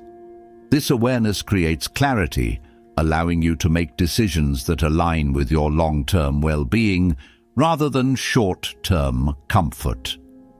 Self-awareness also helps you recognize when walking away is an act of empowerment rather than avoidance. Walking away often requires letting go of the need for closure. Not every situation offers a clear resolution or explanation, and seeking it can sometimes prolong your attachment. Accepting that closure comes from within rather than from others allows you to move forward without waiting for validation or understanding. This internal closure fosters a sense of peace, enabling you to focus on what lies ahead rather than what was left behind. The power of walking away lies in its ability to redefine your relationship with control. By stepping away from situations that no longer serve you, you exercise control over your actions and responses rather than the external circumstances. This shift empowers you to focus on what truly matters, creating a life that reflects your values, priorities, and aspirations. Walking away becomes not an escape, but a deliberate choice to invest in yourself and your future. Each time you walk away from something misaligned with your values, you strengthen your ability to live authentically. This act of courage and clarity transforms not only your relationships and circumstances, but also your sense of self. Walking away is a reminder that true power lies not in holding on, but in knowing when to let go, creating space for growth, freedom, and a life that feels fully your own.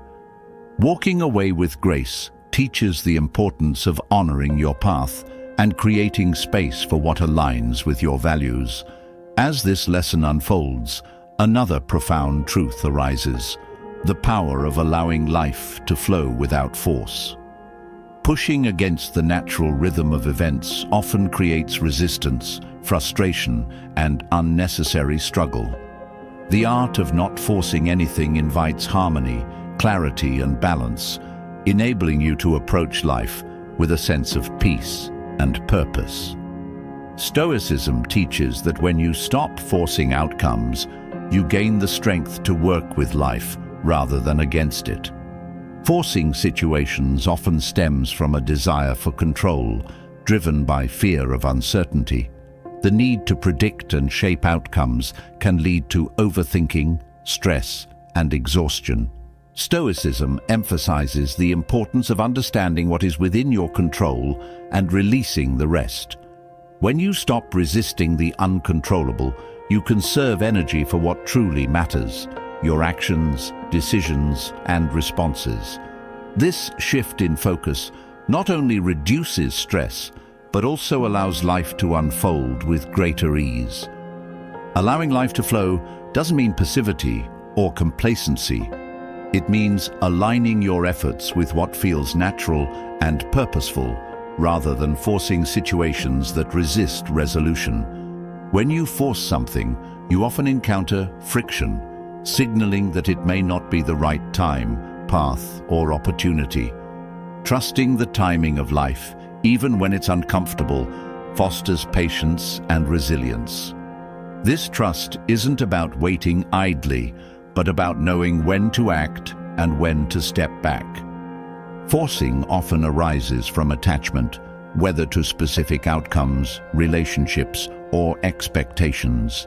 Attachment creates a narrow focus, blinding you to other possibilities that may be more aligned with your growth and well-being.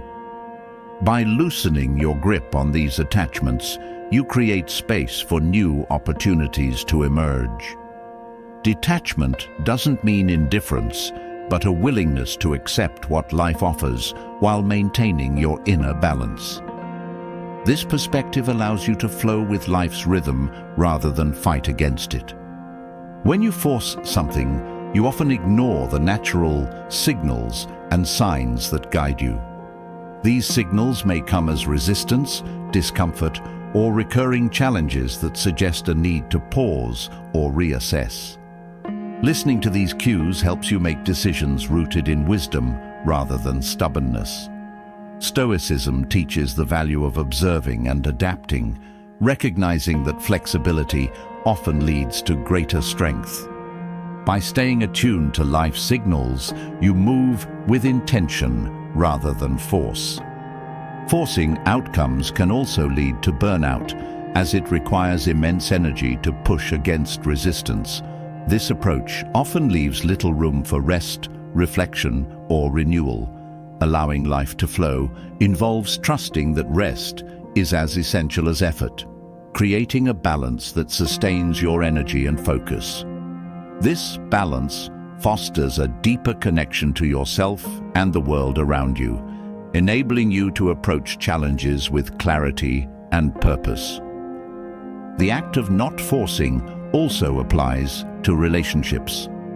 Trying to control or change others often leads to frustration and strained connections. Stoicism reminds you that the only person you can change is yourself. Accepting others as they are, rather than forcing them to fit your expectations, creates a foundation of respect and understanding. This approach fosters healthier relationships built on mutual acceptance and trust. Forcing often stems from a mindset of scarcity, the belief that opportunities are limited and must be seized at any cost. This fear-driven perspective can lead to hasty decisions or a sense of desperation. Embracing abundance, on the other hand, helps you see that life offers countless possibilities, even if they're not immediately visible. This shift in mindset encourages patience, allowing you to act from a place of confidence rather than urgency. Releasing the need to force also involves letting go of perfectionism. The pursuit of perfection often leads to overexertion as you try to control every detail to achieve an ideal outcome. Accepting imperfection as part of the journey allows you to focus on progress rather than unattainable standards. This mindset fosters a sense of ease and freedom, enabling you to enjoy the process rather than obsess over the result. When you stop forcing, you open yourself to the flow of life's natural rhythm.